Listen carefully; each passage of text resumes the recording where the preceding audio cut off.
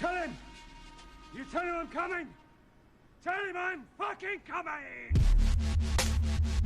Straight out the Brooklyn basement. It's the GodMode Podcast. GodMode Podcast. GodMode Podcast. GodMode Podcast. Yeah, boy. Back in the building. What's going on? GodMode Studios and the mighty GodMode Podcast. Straight out of a Brooklyn basement, session 154. We back in it again. Back in it to win. You know what I'm saying? You are at the beginning, and you are now IDDQD. Let me introduce someone who needs no introduction, because he's a superstar on the show already, and we're going to continue. And we're going to continue the brain spillage here. My brother from another mother, Brooklyn Bob. Thank you, Boris. Yeah.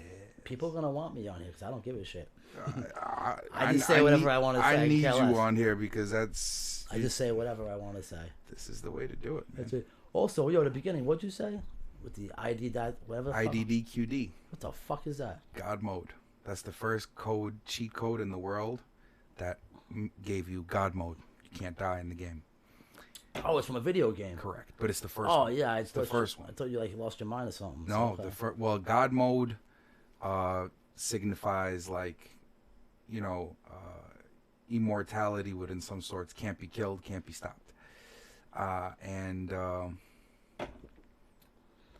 think that's why IDDQD is something that I think people misinterpret the word what the word God really meant a long time ago. You know, I think a long time ago, people called gods was like the fucking. Now I'm not saying aliens, but people from other fucking planets came here, and they called them gods because they didn't understand what they were. Exactly. Yeah. Or maybe the gods called themselves gods. Maybe they told the people we're gods. You don't know. You know, maybe there's somebody above God. Maybe these gods work for another person. You know what I'm saying? You don't know who was above them. Right. They're saying that it's on public record that the United States is basically they're spending money on trying to figure out what these things are fucking flying around like in the Pacific Ocean, you know, down there Antarctica. You know, they're starting to see UFOs and stuff. You saw that video, right, of the guy flying the Air Force guy? Yes. He was following that thing, and you hear him talking. The United States Navy released that. They said that it's an unidentified object, and they have no idea what it is. They can't. They can't catch it. They have no idea what it is. That's crazy. You want to hear my theory? What's that? I think I know what it is. 100% fact. What do you think it is? I don't think there's any type of living things inside the UFOs. I don't think they're aliens inside or extraterrestrials, whatever the fuck they want to call them. Right. Think about this. When America goes to war, what's the first thing we do? We surveil the place we're going to attack, right? Right. What do we send? We send drones. Yep. Drones go over there. They take pictures. They check out where the enemy is. The whole 9 yards. Now, even back in the day, we started using satellites. So think about it. Just say the aliens are 50 light years away. Right. They don't have they can't come here because you need resources. You need food. You have to go to the bathroom. You have to live for a long time. You know what I'm saying? It's not that easy just to go even 2 years away. You know what I'm saying, Boris? Right. It's very serious. You're going to need enough fuel and all that kind of stuff.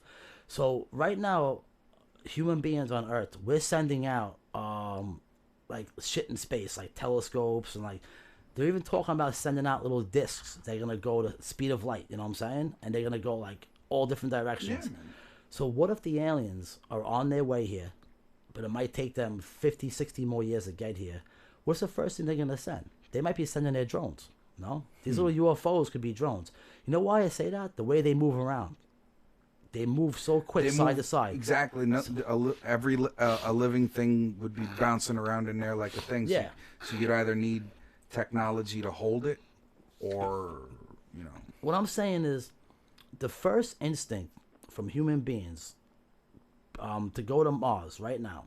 We want to go to Mars, right? We're interested in Mars. We want to know what the fuck is over there, what's going on. We want to go there. What are we doing right now? We're sending robots over there. We're sending like drones, like that little thing. What's the thing called? A Pathfinder? Yes. We're sending basically technology over there first to see what's over there before we go there, because we need to know certain things. Now, we're doing that, I think, for like, I would say, we're doing that for like peaceful purposes. We're not looking to go over there and kill anything. We want to know what's over there. What scares me about these UFOs is that where are they always being seen? They're always being seen like their military facilities, Right. nuclear plants, oceans. It's like, what are they doing in the oceans? You know what I'm saying? Maybe they're trying to figure out, how they can attack us. But my thing is right now is that I think they're so far away. It wouldn't be plausible. It wouldn't make common sense to send any living things 50 light years or 20 light years to planet Earth. They would send drones first. They would send, satellites. You know what I'm saying? They would actually spy on us first to see who we are, to see what we have. True. If they're gonna come over here and maybe they're gonna come over here and they're gonna be fucking, they're gonna come over here and invade us. Maybe they want to kill us off or take us, take our resources. You don't know why they would want to come here, and maybe they can get here. Maybe they can get here in 5 years. But why would they send aliens first? How long have they been doing this for now? What, 1950s? They say. Yeah. Think about this. We had World War II. It ends in the 1940s. All of a sudden, we get all these fucking UFO sightings. We get all this fucking bullshit conspiracies about things crashing into the desert, right? The United States government, I think if aliens existed and we had an actual alien and they were peaceful and they came over here to check us out, I think the government would tell the people. I think the reason why they're not telling us is because the government figured out that they're not sending aliens over here. They're sending satellites. They're sending like drones. They're surveilling us. They're checking us out. Right. They're gathering information. Think about it. They're gathering information. Maybe there was robots inside these little things, and the government said, "Holy shit! Look at these little 3 or 4 foot robots. What the fuck are these things?" Maybe they tapped into them and found out, oh, they have information. They're talking about our nuclear weapons and our military and stuff, and what we have on the planet and how to wipe us off. Right. I personally think whatever's coming to planet Earth, whatever we're seeing, is definitely some type of technology, like I said, a drone, or maybe something like we have, like a Pathfinder. Right. But the thing is, they're able to control it from their planet, and there's no way we can catch. You see these fucking things move, Boris? Mm-hmm. Now think about this, ready, Boris? You know why I say this? You know why I say it's guaranteed that those are like some type of drones? Because think about it. We have human beings flying in planes, right, Boris? Mm-hmm. How fast do they go the fastest? I don't even know. I think, 700 miles an hour? How fast does a stealth bomber go? Stealth bomber goes Mach 1, so that's over 1,000 mile an hour. All right, so let's say this now. What goes faster, a stealth bomber or a missile? Missile. Bar none. Now, ready for my point now? There's nothing living in the missile. Exactly. So my thing is right now is that what if we were able to create a missile, right? That had like maybe cameras on it and had all the surveillance, and it could last for a long time. We sent it to another planet, right? And something saw it or chased it. We could shoot that missile and go either way we want, quick. So my whole thing is that no living thing can move like that. I don't care if you're an alien. I don't care what the fuck you are. You know what I'm saying? Mm-hmm. Grab the strongest animal on this planet, and that G-force will rip them apart. So I personally think whatever's coming over here is all technology, all robots. I think we're being surveilled. Did you ever hear about the second coming? It's in the Bible. Nibiru type shit? Well, no. The original second coming is like, it's in the Bible. I think it's in the Torah. It's in the Quran. It's in all, like, the old books. Like, they talk about the second coming of the gods. Mm-hmm. And what bugs me out is that if you really... It has something to do with Nibiru. Because Nibiru, they do say Nibiru, it orbits our planet, I think, what is it, every 26... Is it every 2,600 years? Or longer? Oh, I don't know the exact day, but I know what you're talking about, though. Yeah, I'm trying to think. Whatever. It just say it's every 2,600 years or whatever. Well, when was no, it can't be that. It has to be longer. It has to be like 30 or 40, maybe 3,000. It's some kind of ridiculous number. Well, when was basically back in the day, like when they talked about the gods and stuff? What was that? 500 AD, or before Christ or whatever? Like ancient Greece type shit. What? BC. It was before. When was that? BC. 500 BC was like what? Then we have 2,020 years after that. So actually, you know what? Maybe it makes sense. 2,600 years, maybe. Boris? It makes sense. Well, let's just get on that topic. Ready? There's a lot of writings about the second coming. Right. God's gonna come back. Right. Now, obviously, as people write it over 2 or 3,000 years as they write it, you know for a fact that it gets kind of exaggerated, the story, like the game Telephone. Right. So what I'm thinking is, what if it's possible that there's a planet outside our solar system that actually orbits planet Earth every 2,600 years? Now, you ready for this one, Boris? Just say this is planet Earth, right, Boris? Look at me, Boris. This is planet Earth, right? Say the planet gets right here. They're able to go to Earth. Right, because Right? there's only a certain amount of distance in No, between. you ready for this, though? They have to get back on their planet, right? Right. So let's say they go around now, Boris. Ready, Boris? That might take maybe 50, 60 years. Now they have to get back on this way because of the gravity bullshit. Elliptical orbit. So maybe they only come here for a certain amount of time, do what Yes. they got to do, And then bounce. and then they bounce. Yeah. That makes sense. So, let me ask you a question. Due to the fact that, you know, this is my thing. I honestly feel that something came here. They genetically engineered us from the monkey, Yeah. created us, made us slaves. All we did was mine gold and, you know, certain things, you know, certain resources. When they left, they tried the Great Flood to wipe us out. You don't know what kind of weapon they might have used or whatever they did. They tried the Great Flood. Yep. And what happened is some of us lived. Yep, we survived. And this is the whole thing. Yeah. When they left, they don't know what's going on now. So they just left. They don't know that they fucked up, that we're still around. So maybe they went 2,000 years away.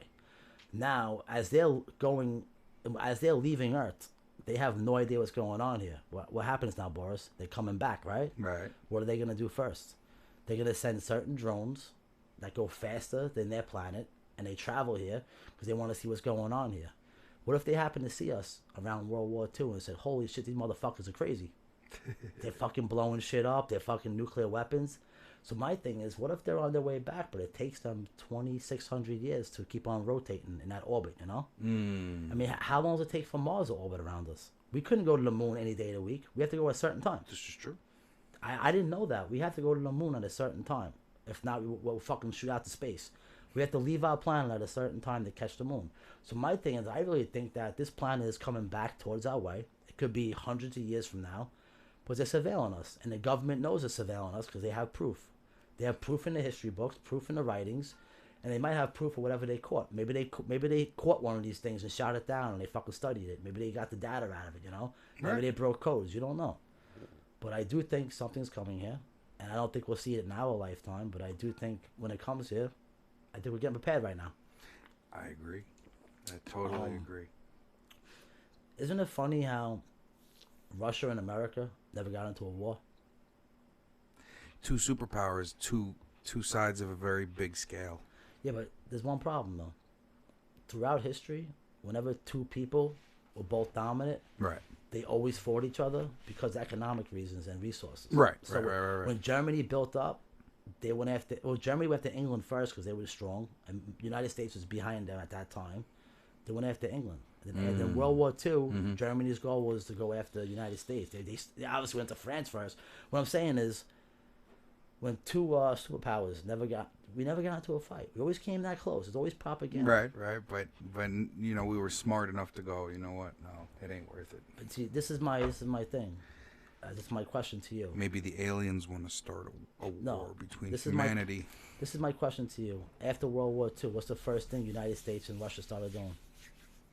It's dividing the spoils. No, I mean like I mean like technology wise. What do you mean? Meaning they were both trying to figure out rocket technology. Well, yes, they got all of that from Germany. Both sides got it. We Yep. got better scientists, thank God. Right, and we just put it to But- a better. We put it to a better use. The thing was is that we went to the moon in what, 1960? I forget. What year we go to the moon? JFK was president, right? It's like 60. Don't quote me, like 63. Look it up. No, I think JFK was killed before. He's the one who started it. Now, JFK wanted to go to the moon. Let me see. I'm doing the red cans of death today. These are good, man. No question. But Another thing, too, this is why I'm asking about the moon. What year did... you fucker. Here we go. What year did USA go to the moon? It is... we created the U.S. landed between 69 and 72, and numbers unscrewed. So no soft landing 69. happened between 22nd. Yeah, but it's not saying, hold on. They first curved the mission to land on the moon in 1969. There was 6 crew U.S. between that. Okay, so 69. it was 69. Okay. Yeah, because all right, this is the deal now. You ready? Mm. For some reason, America and United States, America and the United States. the whole world. No. For a couple of years, the whole world was watching both countries Yeah.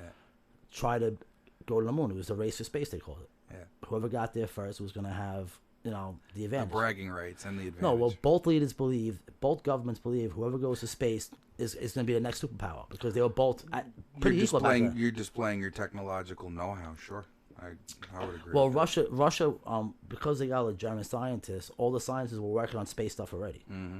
So everyone got half and half. Russia believed that if they put satellites in space, they can defend themselves. We had the atomic bomb. So Russia was nervous now. We had the bomb, and Russia said, "Oh shit, how do we stop this thing?" Right. So they wanted to get into space because they wanted to actually learn how to, bomb us from space. United States was going to space for the same reason. But this is weird, though. We probably have weapon systems up there aimed at each other. That's why we don't fuck with each other. No, this is what I think. I think it's all propaganda bullshit. I think they want us to believe that we have like some type of all military stuff up there. But Right? it's just space junk. What I think is America and Russia. After America went to the moon, number one, we never went back. That's number one, which I don't know why. Russia never tried to land on it with people. I don't know why. I think we went there and we found something. We found out something. It's possible. That's number one. And number two, America all of a sudden gets to the moon and they create the, USA and the American and Russian, what the fuck they call that thing? The International Space Station? Yes. We have Russian and American scientists up there. We have a Russian and American. No, listen to me. Ready? It makes sense. Does this make sense? It makes sense. It makes sense. Keep going. We got Russian and American scientists in Antarctica doing majority of the stuff in Antarctica. Right. Right? And for some reason, we're always like this close to going to war.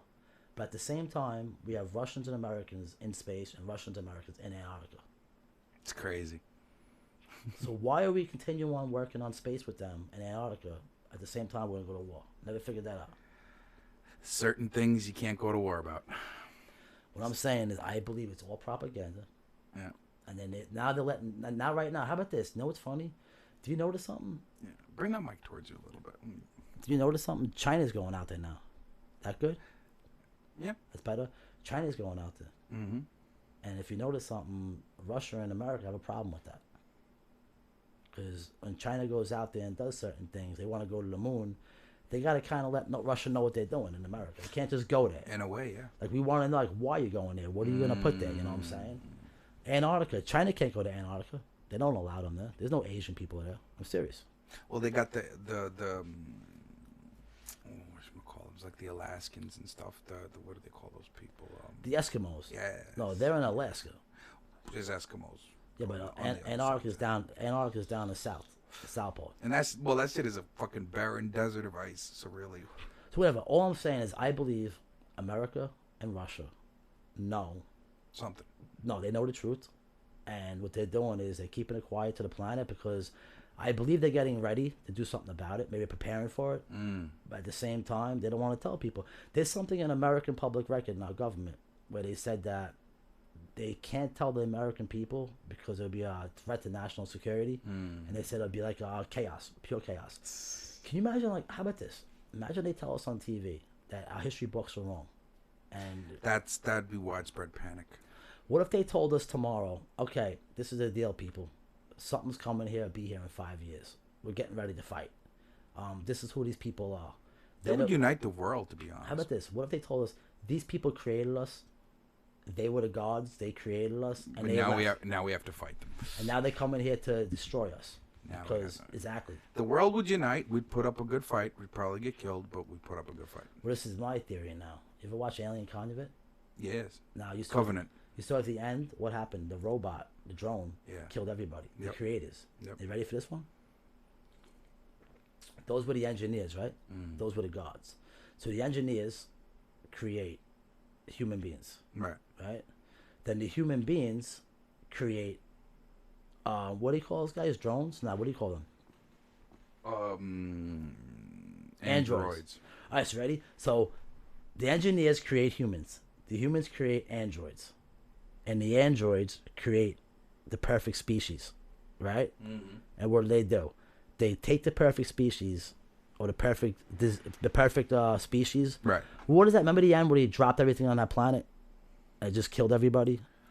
The little black stuff, the goo. Remember the black goo? Oh yeah, like nanotech. Shit. No, what that was it was like a it wasn't a plague, it wasn't a biological weapon. That was like a I don't know how to say it. What would you call something like that? Like it was nanotechnology. No, it wasn't robotic. It was actually species. It was like living. It was flesh. It was species. I don't remember.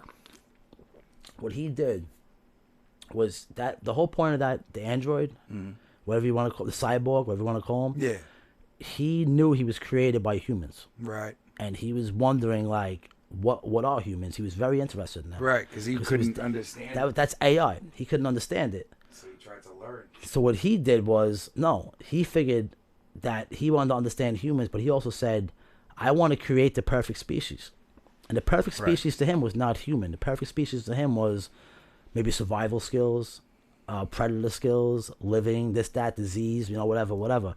So when he created the alien, but he knew he needed a host in order to create the alien, which was, the engineers, the human beings, you know what I'm saying? But when he created that goo, whatever that was, I don't know what the fuck that was though. It was like a host. I don't know what they call it. Symbiote or something like that. Actually, let's look that up. That's interesting, that goo. Yeah. But my whole point is that the robot created something to kill off everything that created him. Right. And guess what? Whatever he created can't kill him. That alien can't kill him. Because they don't even see him. They don't even know he's there. Exactly. Because he has no heat sense. He has nothing. Well, he's got it, but he's not biological. No, he's invisible to them. They can't see him because they don't see metals. They only see flesh. Correct. That's how he created it. He created something that can kill everything besides him. That's what I said where it's pretty smart.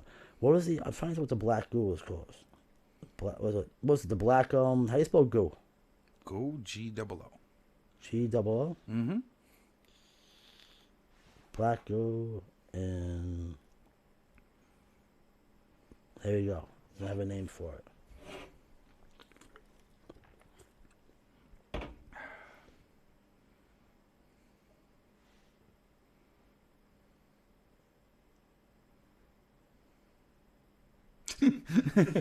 Why? What are you fucking lost? What do you got? No, I'm actually reading to see exactly what it is. Motherfucker, read out loud.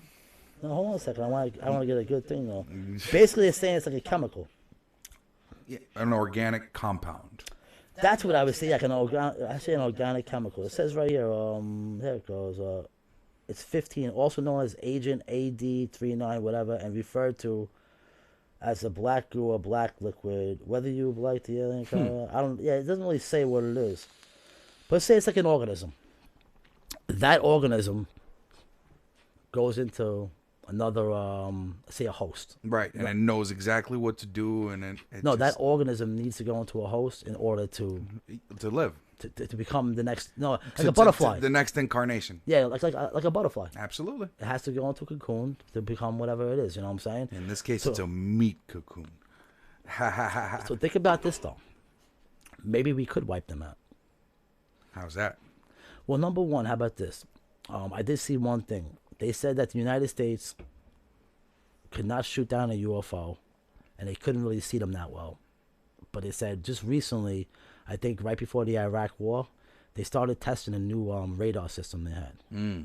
And by accident, they seen these things on radar, but the radar points at something too. Even though they have a radar watching the skies, they also have radars that can follow something. So if they see a plane go by, they'll have a secondary radar follow that plane the whole time.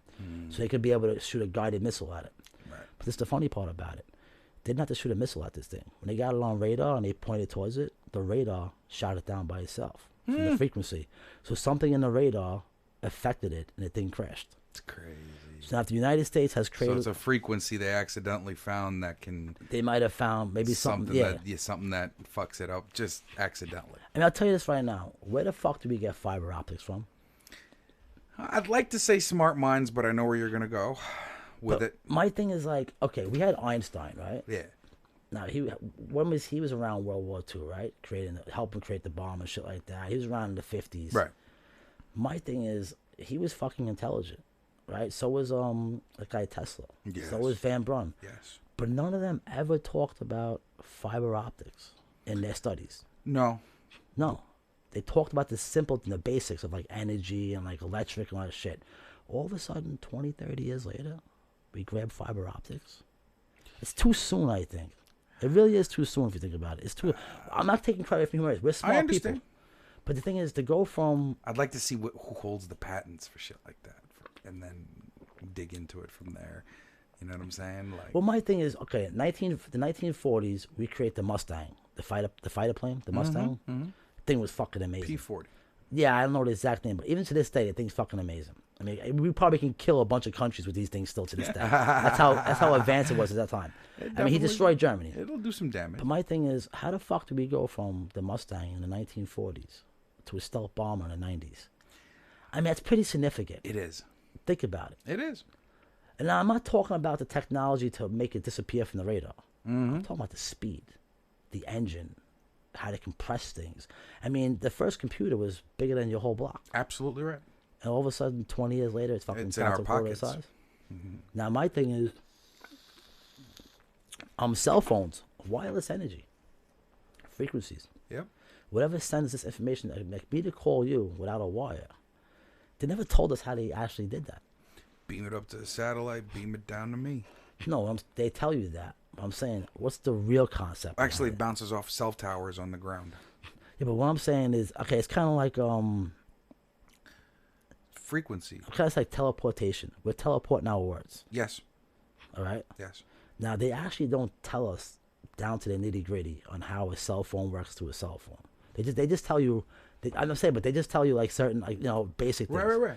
I'd love to know this how is me actually. Just curious now. That's all I'm saying. Like, how does it actually work? I mean, I'm actually calling you and talking to you live. You know.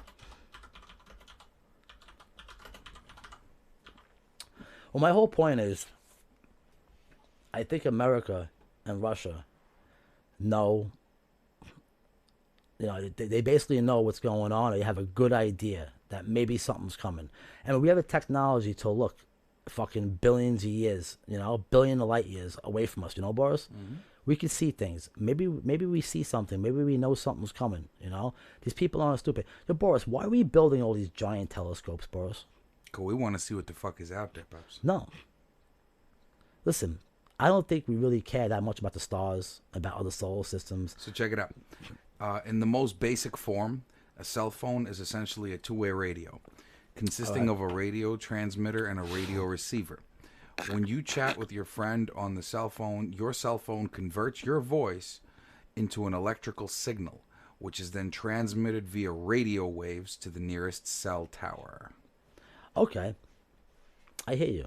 But my question is, can they break that into detail on how that works? Shit, yeah, they could. They might be able to, but they never did, though. Of course. They never did. I'm It's just saying, right. It's all written record. I know. To patent the shit, you have to explain it. It's kind of like they tell you Abraham Lincoln was assassinated, but what kind of gun was it? They never tell you the gun. They never tell you the bullet. I'm serious, though. They tell you he was killed. What kind of gun was it? I'm saying Probably a Derringer. How about this? I feel the government of America, the United States government, which I love, they only tell you Enough. They just tell you a little bit. Yes, enough. yes. They just tell you enough to keep you happy. Right. Like, is there aliens? To where you can understand it. How Because about if this? they go into some crazy shit. That was funny. 10 years ago, the government was saying, these people are psychotic. They're crazy. If you're an Air Force pilot and you saw a UFO, they take your job away from you. They're all crazy. Now, 10 years later, they're saying, oh, yeah, there are some things flying around. We don't know what the fuck they are, but we're studying them. We're following them now. Right, I'm saying, oh, yeah, really? That's funny. Because those videos you have about those UFOs from 8-9 years ago, and you were telling me that they don't exist, something's up. To a certain degree, I see where you're going with that. A lot of people asked, how come America never went back to the moon? I had the best answer. I asked that question. I had the best answer. They say it's budget, but I doubt No, it. I had the best answer. Very simple. We weren't told to leave. We knew to leave and not to come back. Because there was something there that you were like, oh, shit. Yeah, but... You're forgetting something, Boris. What's the first thing we did when we went to the moon? What? Put the flag down. No. When we landed on the moon, I don't know if it was before or after, but we went around the moon once. They said things were Dark seen. side of the moon. Let me say something. How come a couple of minutes of the tape is missing from the Apollo? They have missing times, a lot of them. Like maybe fucking when they were going around the moon, there was like 30 seconds missing here, a minute and a half, whatever. Some primitive ass recording stuff they had. No, they had some good technology back then. They had everything recorded. Everything's recorded. All of a sudden, things are scrapped out. There was one thing where they told them to one of the guys, switch over to the medical channel, Right. and they switched over, and then it went dark for like 2 minutes. Then they get back on, back to the, yeah. That's what I'm saying. They're not stupid. All right. Well, to be honest with you, I'd like to think so. Like, I would appreciate something like this. Very good. Now because I'm leveled out. Yeah, because first of all, it's selfish within my lifetime if we see something. So I'm always hoping to be alive and present during the moment that it happens. But I hope it does, because I believe that this can unite humanity in one shot. Once this You're becomes, 100% right. Once this I becomes, actually agree with you for once. Jesus Christ. Feels nice. When this thing spreads, it'll spread like wildfire, and it would finally confirm the fact that we are a united species. It would help us see past, like seeing past the clouds. You don't know what's behind there. No, we really don't But know. if you We know what they tell us. Yeah, but if you peek, and you see the light at the end of the tunnel, let's call it, What, there's nothing then there. you're like, oh my God, this affirms, it gives affirmation towards everything, and it will unite the human race. So now, you're going to like this. This will be the one time I agree with you a lot, but this will be the one time I agree with you 100%. Most of the time, it's below 60%. Ooh. Maybe you hit 80 sometimes, but Well, listen, I still have I good always percentages. always got to give you a little bit of debate. I was at all times. Listen, A I little bit of was, stout. I was always a 65 But to I'll tell you- 85 which student, is so good. that's a good percentage for me. Well, I'll tell you the reason why I agree with you is that's actually a good point you made, because when the governments of the world, England, America, Canada, France, Russia, maybe even China now, and Japan and Australia, when they say that if we tell the people that there is something out there, it's very close to us, they're they're highly advanced civilization, they can come back and forth. Yeah. When they talk about chaos, they're not talking about chaos where it'll be a food shortage or where people start killing each other. Where they talk about chaos, that the world will unite. If the world unites, there'll be no more governments. Exactly. Think Because about it. whatever happens after that, it'll be represented by. You're no more representing Russia, finish for 1 China, second? or I just finish for 1 Australia. second? I'm agreeing with you. I want to finish for 1 second. You're representing the human race. Let me jump in for 1 second.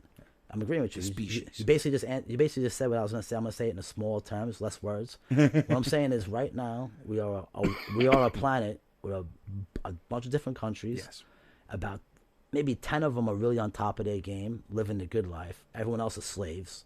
I mean, like, England, America, Russia, China, everyone below them is slaves. I mean, And slaves. I'm saying modern slavery. What I'm saying is, how about this? Ready? There's a lot of poor. Standards of living are a lot better. Life expectancy is what a I'm lot saying bigger. is- no. I mean, there Hold are on, hold on. third world countries where it's shitty, yes, but the majority of the world is living decently. What I'm saying right now, So- listen to me for 1 second. Ready for this one? Planet Earth has 100 and something. Well, how many countries are there? 100 and something countries. I don't know. I don't get the exact number. I'm not a politician. Don't quote me.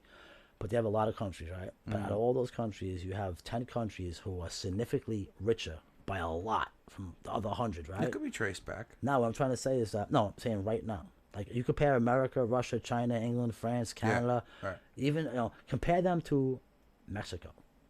Their GDP is like fucking nothing. Compare them to Iraq, countries in Africa. Compare them to Egypt, even Israel. These countries are Israel don't make anything close to like some of these countries. Right. They're just good because they're small. What I'm trying to say is that imagine the people found out that something was out there.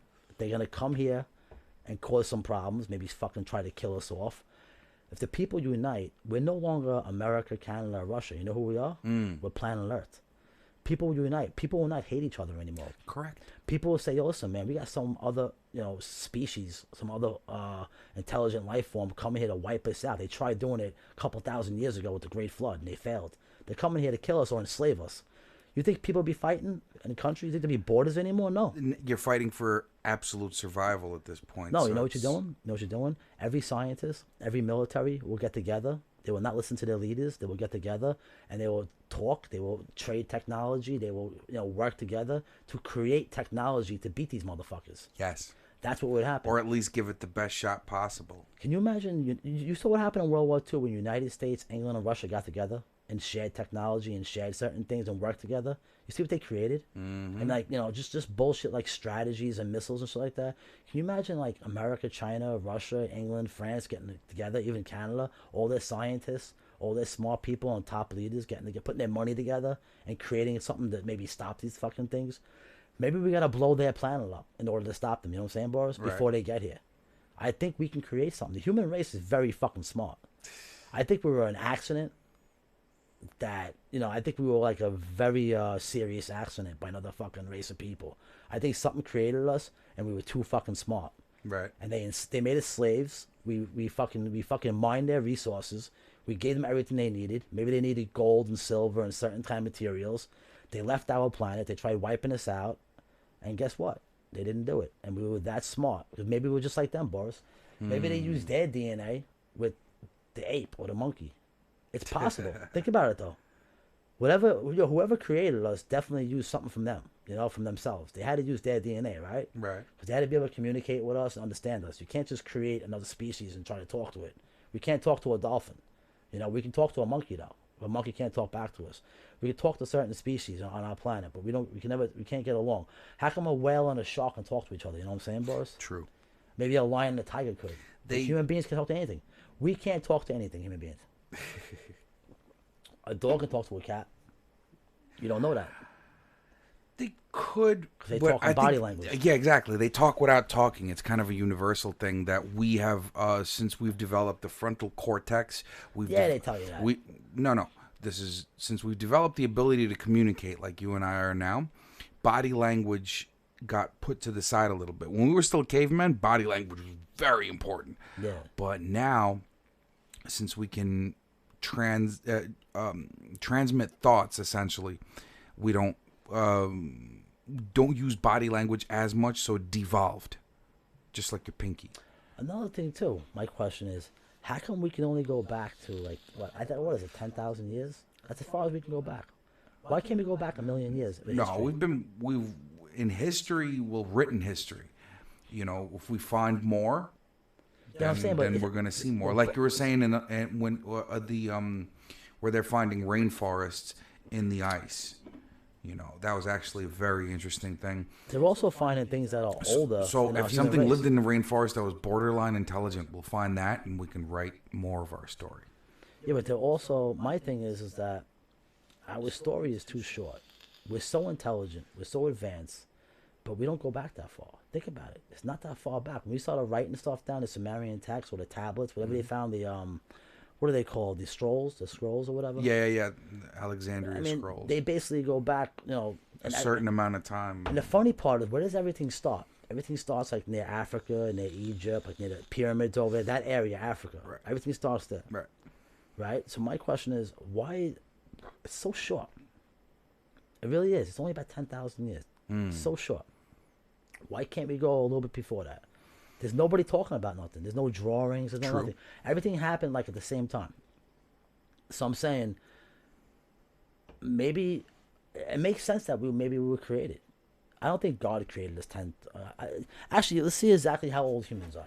I'm curious now. And the interpretation of God, you can take that to many different ways, because you would call something gods that you don't understand. Back in the days, they had a god for seasons and thunder and lightning and water. All the major elements had their own god because there were certain things about them that we didn't understand. So when you don't understand it, you gotta bring it back to the simple. Actually, I'm gonna tell you why they did that. And call it God. So it's an understandable concept of something unexplained. Well, I'm gonna tell you why they did that. See, the Greeks did that, and the Egyptians and other tribes did that, even in Africa. Sure. There's a reason why all the gods were named after rain, like, water, lightning. So they have storm. a representation to the peasant. No, there's a reason why. Because no gods are named after land. You know why? Because what do you mean lands? There's no god. There's no god of a mountain. There's no god of the grass field. There's no god. There's a reason for that. All the gods come from the clouds, all that kind of stuff. Chariots in the sky type shit. No, I'm saying when it rains out, the gods of the rain, the gods of the storms, the gods of this. You know why?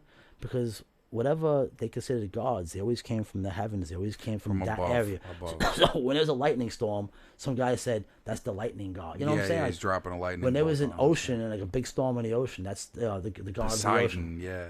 Yeah, exactly. So for some reason, everything's in the sky with them. Listen, look at all the books. What do they say? The gods come from the heavens. Right. What are heavens? No one actually explains it. Maybe because that's the only thing they have written and they can't go on interpreting But and yo, shit. if we die, There's a lot of people who interpret it in many different ways. I have two questions. But If we die, they say we go to heaven. The Catholic faith, we Sure, go to heaven. Right? sure. And heaven's always up, and heaven's always. Now the thing is, in the history books, they always say that up in the sky is the heavens. yeah, Then they got to the point where when we die, we go to heaven. right. So basically, what you're telling me is when I die, I go to the sky. No, there's something wrong with that. You get abducted. No, there's something wrong. It doesn't make any sense. They always say that gods come from the heavens. Right. But at the same time, when you die, you go to heaven. So my question is, if the gods are coming from the heavens, why are they coming from up? Why can't they just appear in the seat? Boom, here I am. I'm from the heavens. Why are the heavens up? Everything's up. Everything's Well, about space. the god of the How about the ocean wars? The war of the gods. When they wrote all those stories about the gods fighting. They talk about explosions in the sky and this and that and things were blowing up. You know what I'm saying? So that's my question. Everything's in the Massive sky. weather event. No, everything is in the sky. That's what bugs me out. Right. Let's right. see. How long have humans, right, been around? Let's see. Okay. Okay. 'Cause I do believe, all right, they say about 200,000 years, right? But there's one problem. They say 200,000 years, right? Right. Right. But, what's But we're not sure. There's some things that could be chemically proven, like geology. all right, so basically they say 200,000 years ago. Yeah, carbon dating and stuff like that. But the carbon dating only gives you a very small picture of what was actually going on during that How about time. this? I do believe that there was like a Neanderthal, because they actually have proof that we killed them off, the humans. I do believe Neanderthals were here. Do you think that But I don't the think- humans that we have now evolved separately from the other species? I'm gonna tell you what I think. I do believe there was like type of like, let's say Neanderthals, and then I know there's other type of species like that, different parts of the world, Right. evolution. Right. I do believe they were around. Now I believe they weren't like we see them on TV now, how they show them pictures. I think they were more like an ape type, Right. but maybe they stood up straight. Maybe Sure. they still had They all use that. basic tools, maybe. So. No, maybe they didn't use basic tools. They were type of an ape, but they were just probably the most dominant ape, the most dominant species, the smartest ape. Okay. All right, because you notice something. If we evolved from the gorilla, we evolved from the monkey. Why is the monkey still around? Right. See, when something evolved from something, it usually dies off. It's called an endangered species, or something else evolves.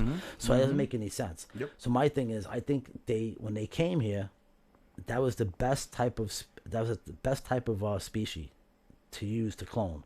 So they used themselves. Maybe every planet has something similar to us. Maybe something that stands up straight, has 2 arms and 2 legs. So maybe they used their DNA and that DNA, they put it together, and that's what happened. Okay. Remember, or maybe they created these people first, and they came back. You don't know, bro. Because the human race is completely different than every other species. We have a different DNA base. We're the only people that speak and use like language to talk. Sure. Everything else doesn't do anything like us. It doesn't make any sense. We're just too unique. We're like a computer. Yeah. Look, we built buildings. Well, computers are based on You know? how we perceive things. So I always say- it was made in our mind's eye. I always say, if a fish looks out of the water and sees New York City, what is that to him? Is that Something he won't understand. That's like Yes, seeing different that's dimension. peeking above the clouds now? into Are the heavens. we aliens to them? Because they don't know about outer space. I don't think they know about us. But how about this? They know us as a predator. This is why I believe it's a different dimension. The fish know about other fish. no the fish. This is the deal. A fish is able to stick his head out of the water, like a dolphin, a whale. Stick his head out of the water. He's able to look and see us and cities. Right. That's a dimension. But that dolphin does not know about outer space, Correct. and he never will Correct. because he can't understand what's up. He just sees us. He My can't thing think is, the way we do. ready for this? If we can peek out and see outer space, Will we understand it? maybe we will never be able to see what's on the other side of outer space. Right. Maybe outer space is Right. outer space is like normal. I see to- what you're saying. That's pretty That interesting. bugs you out. That's Think some about it. deep shit. That's some deep shit, right? Think about it. Yeah. Now the dolphin is one. How about this? The octopus. How about that? The octopus is Tell them part- about the one they found under the ice. You were telling me that story. Yeah, we'll get into the next podcast with that. After. No. I'm gonna take a piss soon. I'm gonna have a cigarette. No, I have to pee, so I'm drinking all this beer. No, we'll get into the next one. We'll go to the next. That'll be the next topic. That's actually interesting. Yeah. Think about it, though, Lodge. We'll end it right here with this. A dolphin, which is one of the, I'm sorry, an octopus is one of the smartest things in the ocean or whatever, right? Right. It's able to go in and out of the water, right? But does an octopus know about outer space? No. So maybe he goes out of the water. He's in a different dimension. He sees different species, sees like buildings and cars and things flying around, but he don't know what's out of space. Right. So maybe we're like the octopus when we go to the outer space. We're just looking around and saying we can't see past the black. Maybe it's not dark matter like they said. Maybe that black is something that we can't see past. Maybe that black is the actual atmosphere. Okay. Like the actual sky. How they see a blue sky, we see a black sky. We can never see past that. It's inevitable. Yeah, because we function on a certain spectrum. So no, the certain thing light is spectrum, certain sound spectrum. That's you're talking different the dimensions. thing is, I feel like we're in the ocean, and we're gonna peek our head out of the water, which is outer space, and all we see is outer space. But we can't see past the black. So that's when I say to everybody, hey, give up, smoke weed, drink beer, get fucked up, have a good time, because we're not You're getting here past for that. you're here for a short time. Can you imagine a dolphin spent his whole life to figure out what's past the blue? He would no longer be a dolphin. They don't live long enough to figure it out. Well, it's not even that. He would be. Like an octopus. An octopus can come out of the water, but how far can he really go before a human being will step on him or shoot him? Think about it. Slava just said, "I want to send Bob to outer space. That way." Oh, hi, Slava. That way, he's an alien. We got SL in the building. But I via think YouTube. I make perfect sense though. How an octopus can come out of the water and Right. see land and Right. see us and see the cities, Right. but he has no idea. He thinks the blue is where it ends. The blue sky is where it ends for him. Right. That's his outer space. Right. So the black sky ends for us. To a certain extent, you're absolutely right. Yeah. That's it. It's a perception problem. It's an understanding problem. Because there's certain things you can understand certain things, and when you I can can't, break it down crazier then for you you. gotta go to the God part. I can break it down crazy for you. Ready? Let's go. The water is obviously the water, right? Then you have the land. Yeah. The land is pieces of land around the planet, right? Yeah. So what if we were actually in the water, like space was the water, and all the planets is like land to us? Understand? Yeah. Shit that we can Like see. an octopus can go onto Australia, but maybe Japan is like another planet to him. Right. But he's in the water. Correct. Same thing as us. Yep. Maybe Once we're we just peek one our head out giant of the globe. exactly Yeah. those different planets and space is actually an ocean. Exactly. Sometimes maybe the black is the ocean and the planets are the actual planets land. are the lands that it's sticking out. It makes sense. Very interesting. Very I interesting. mean, yo, if human beings can't see air, can fish see water? Right. I don't think they can. I think it's such, Yeah. because it's so natural to them that they don't notice it. It becomes transparent in their daily existence. I think it has to end. Space has to end. There has to be an ending to it, and we just can't go past it. Logically, it I has think it's to a different end. dimension. How about this? We're in a dimension, and there's a second dimension. The second dimension is actually our first dimension is planet Earth. The second dimension is space. There's a third dimension. We'll fucking never know about it because we can't even go there if we wanted to. Right. We can't live there. But just the fact that we can ponder about these things is what makes us fantastic. You know why? You know why we ponder about it? Why? Because we're naturally curious. No, because the people who created us, it's wide and it's left automatic. traces behind. Exactly. The people who created us are the ones who were there and we're wondering who they are. It's like the movie with the alien company. He started thinking on his own. Why do humans like these songs? Why do humans this? Why do humans that? How can I make this fucking perfect species? How can I wipe out the engineers? He didn't wipe out the humans. He wiped out the engineers. Right. And he created something that can't kill him but can kill everybody else. Mm-hmm. That's how it ends. I believe it. That's the Terminator concept. There you go. It's the same thing. And guess what? We're going to have a cigarette break. Take a piss. We went for a while, no? Yeah. Yeah. Yo, what's up, Slava? This is. Yep. We'll be right back. Yeah, I got to pee, man. Thank you for making that known. Am I okay though? I'm too fucked up, huh? Oh, you're terrible. Terrible. Really? Terrible. No, I'm good. No, I'm good. Enjoy the music.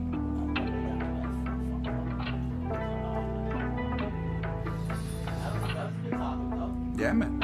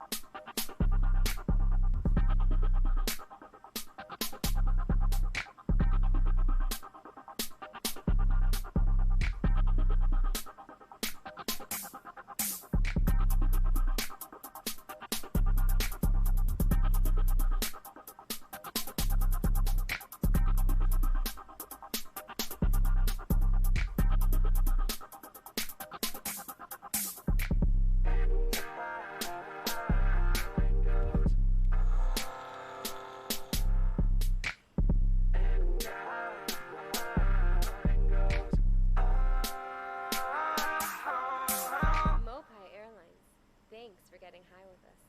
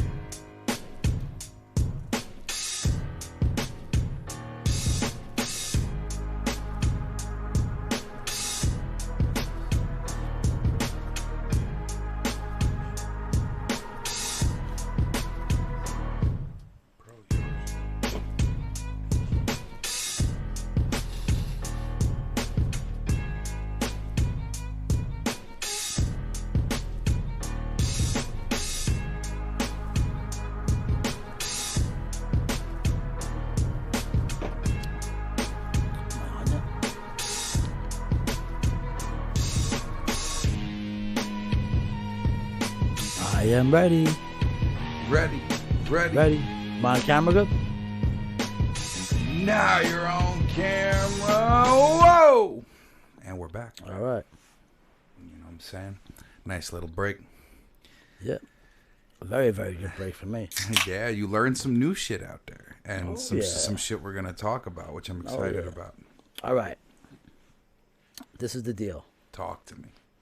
There's a bunch of articles about this, but I know it's from a while back.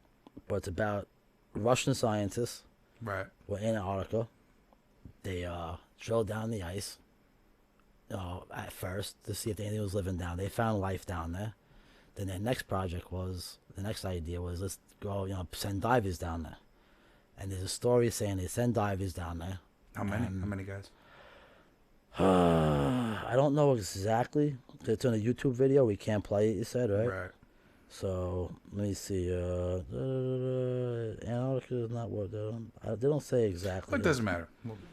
Well, hold on. Let's say they call it organism 46B. All right? Mm-hmm.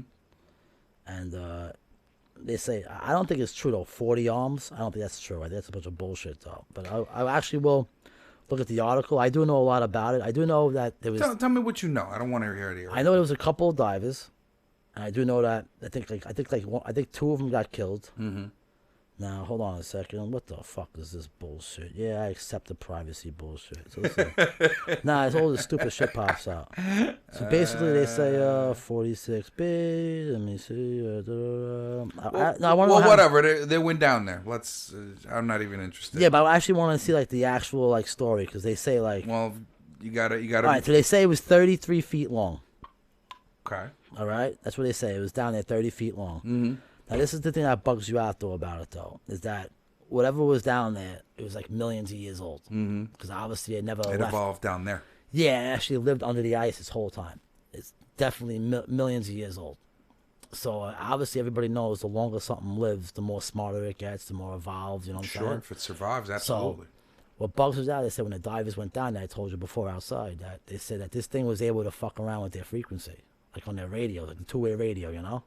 Which I don't know if it's true or not. Could be bullshit. Could be the ice, too. You know, it could be the ice. Could be like whatever kind of, I don't know, something down there, you know? Right.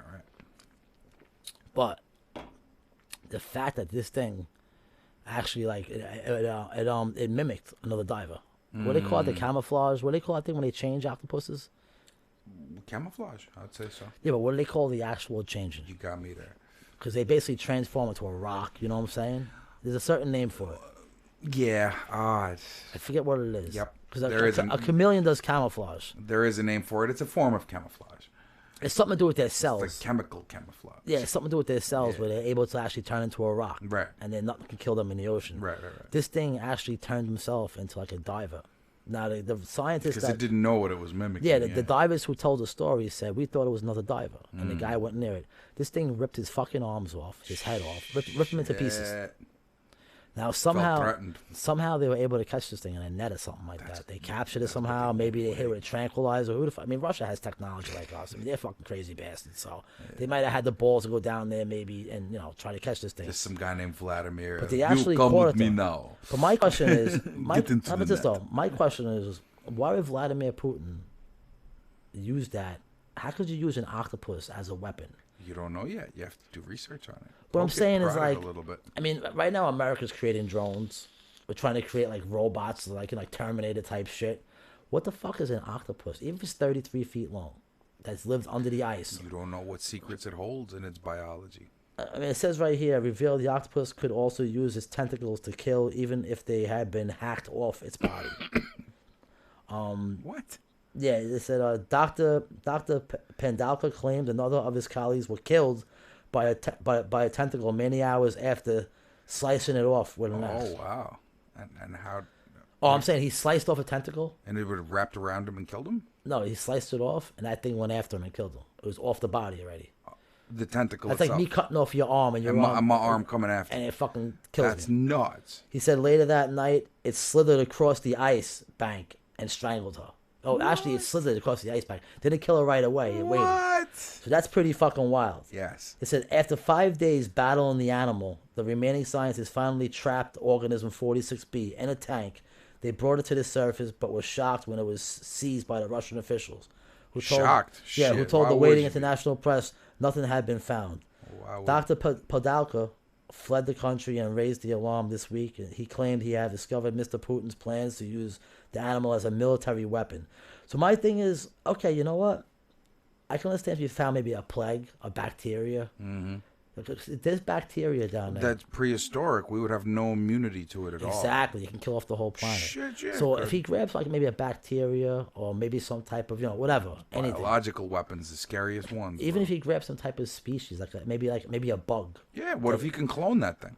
I mean, in World War II, Find out how to reproduce and breed them. World War II. No, I'm sorry. It was World War One. I think not Hitler. World War One. Germany tried creating some kind of bug, some biological weapon. Is that right? The whole point of the bug was that it ate crops.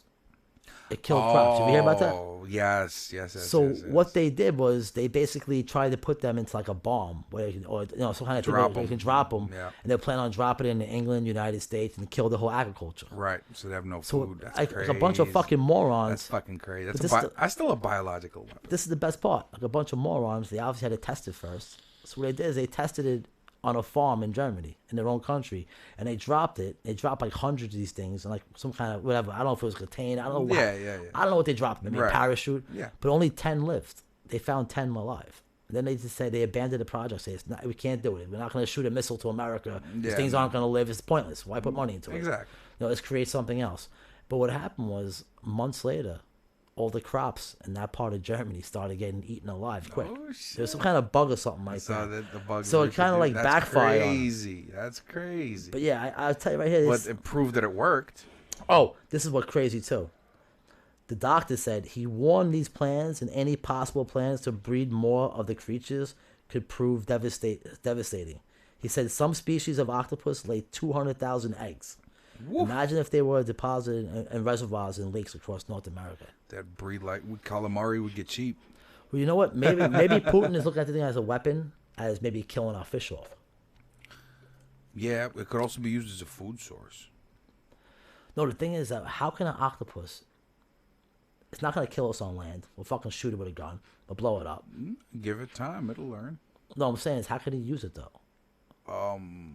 What's he gonna do? He's gonna drop them off in America and they're gonna run through the streets and kill people? You can no, not necessarily. Like if you train those things and can control them, you can go down the bottom of the ocean and get shit.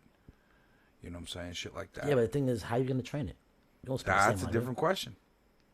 So my question is, I believe the story. I do believe that something down there they might have found. It could have been a small octopus. It could have been anything. It could have been 20 feet. Maybe they're exaggerating. I do believe something was 20 found. feet's fucking large. But my question is, when they tell the story every time, they don't tell the story that they drilled down, they had divers, they found something, it killed somebody, it's a crazy octopus, we took it out, we have one of them, we're studying it. Mm-hmm. Why do they have to add on after it's a secret weapon for Putin? How can it be a That's secret weapon? that's just political jargon, man. That's you, I where- mean, you don't know exactly what it's going to be used for, so you can make assumptions all day. That's an assumption. It's like, all right, remember before we talked about It's Bob not Lazar? exactly not true. Remember before we talked about Bob Lazar?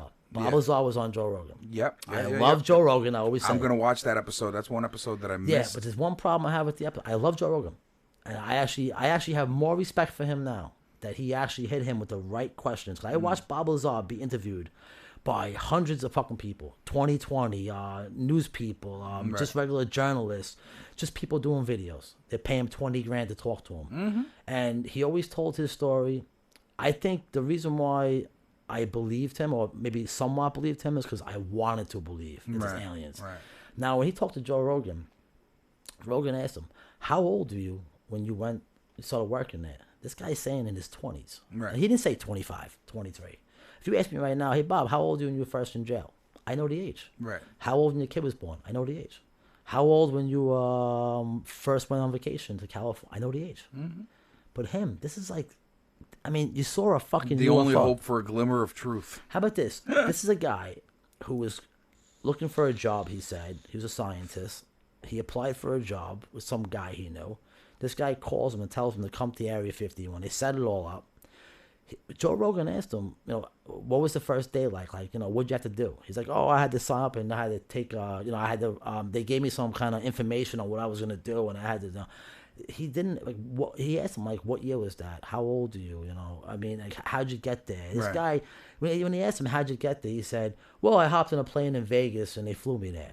But you didn't tell us like what kind of plane you hopped on or where you flew. You even asked him, "Where's the facility underground?" "Oh, it's on the side of a mountain." "How'd you get in?"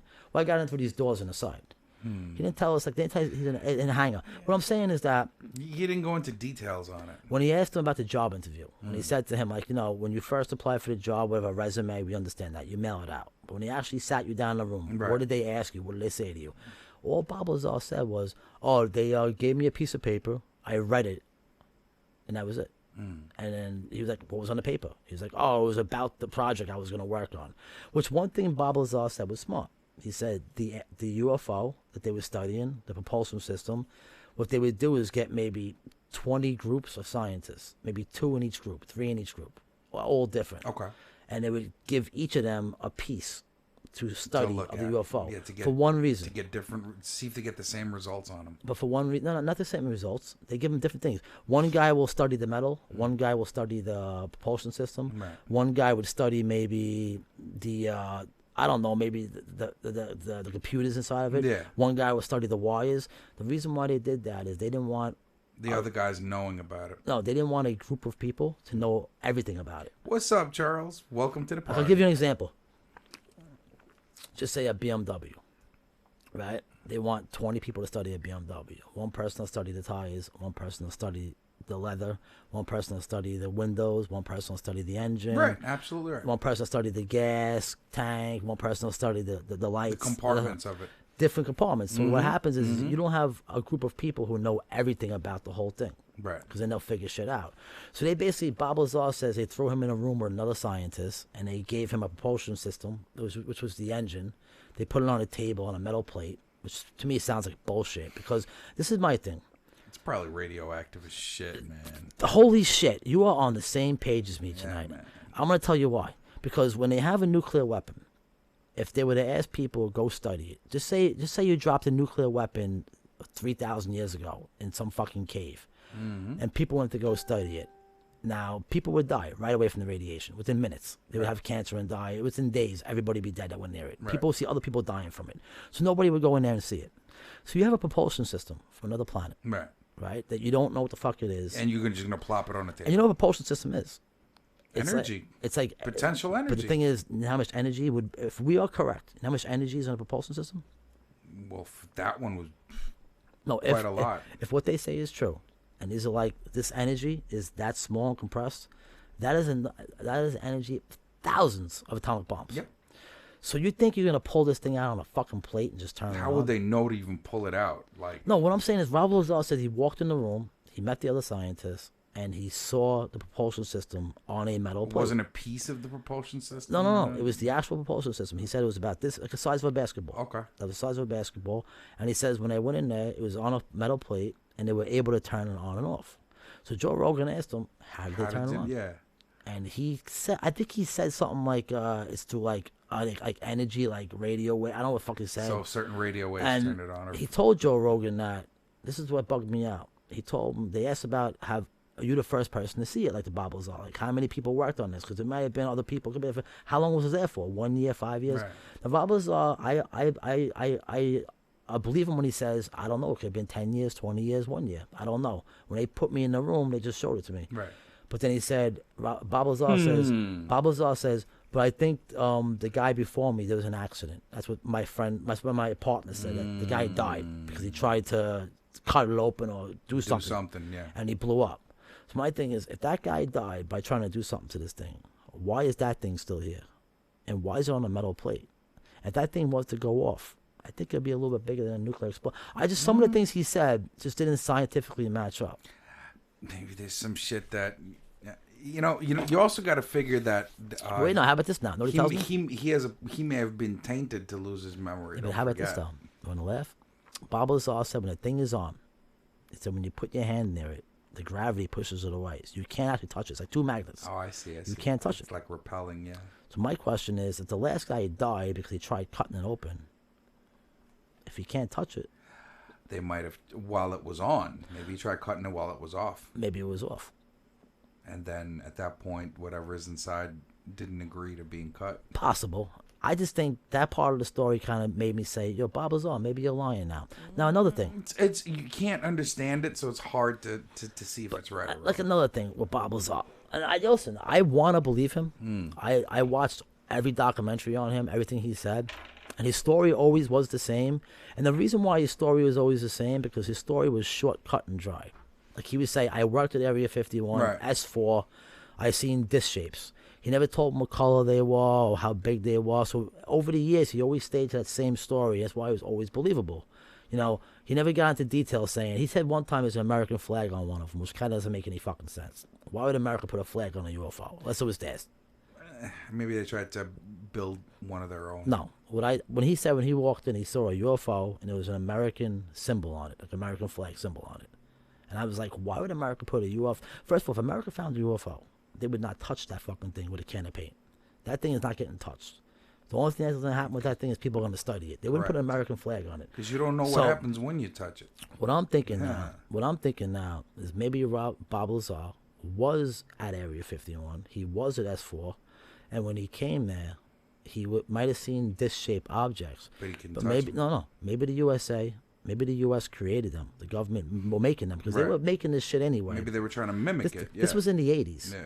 You know, this was in the 80s. We They have were video. trying new shit. Yeah, we have videos in the 60s and 70s. I'm trying to make round types because Hitler was trying to do it in Germany. Sure. So it's not fake technology. People were trying for it, and I don't think it's because they seen them in the sky. They just figured maybe it'd be more effective to have a round thing. Maybe it's from the future. Maybe it's from the future. But this is my thing, though. Yeah. Maybe he's seen a couple of discs that the United States were trying to make, and maybe they did. Maybe the United States, because they were very smart. We had Einstein, we had all these guys, smart guys. Right. We split the fucking atom. So For for us, real. listen, if we split the atom and we created nuclear weapons, which are fucking very hard to make, I mean, that's almost at the peak of our intelligence. Yes. I think we can create maybe an anti-gravity small propulsion system. Maybe we created it, but we didn't know how to use it. We didn't know how to work it. Maybe we need other scientists to come in, because he was like a jet guy, like a rocket guy. He had like a jet cars. He had the whole rocket technology.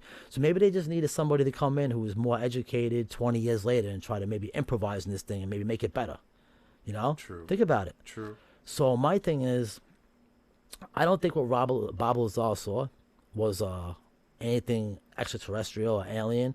I think everything he saw was American made, and I think, you know, Yeah, that was just their interpretation of because like, how about this? Like, do you know, like right now, Einstein's work is being continued by other scientists to this day. You know that? Right. Because these guys had ideas. Even Tesla, even whatever guy is from Germany. What's his name? Van Braun. Yeah, all these guys, all these ideas, they didn't have enough time in their life to finish everything. So they did what they did, and that was it. They left whatever they could, and then So, the next gen took over. Why do you think when these guys died, the FBI raids their fucking houses and their offices, and they get everything, cell phones, computers, whatever they had information on it? Right. I mean, when Einstein died, you know what the government's most the most thing they wanted?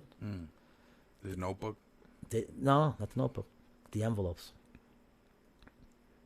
For some reason, Einstein wrote everything down on envelopes. Oh. It was just a strange. I do that sometimes at work. I use sticky Well, pads. that was his little niche. The thing is, in the pictures, you see a bunch of envelopes on the table, and he used to write down equations on there. And half the time, he was just writing them down and throwing Didn't them he to work the in side. a post office or some shit?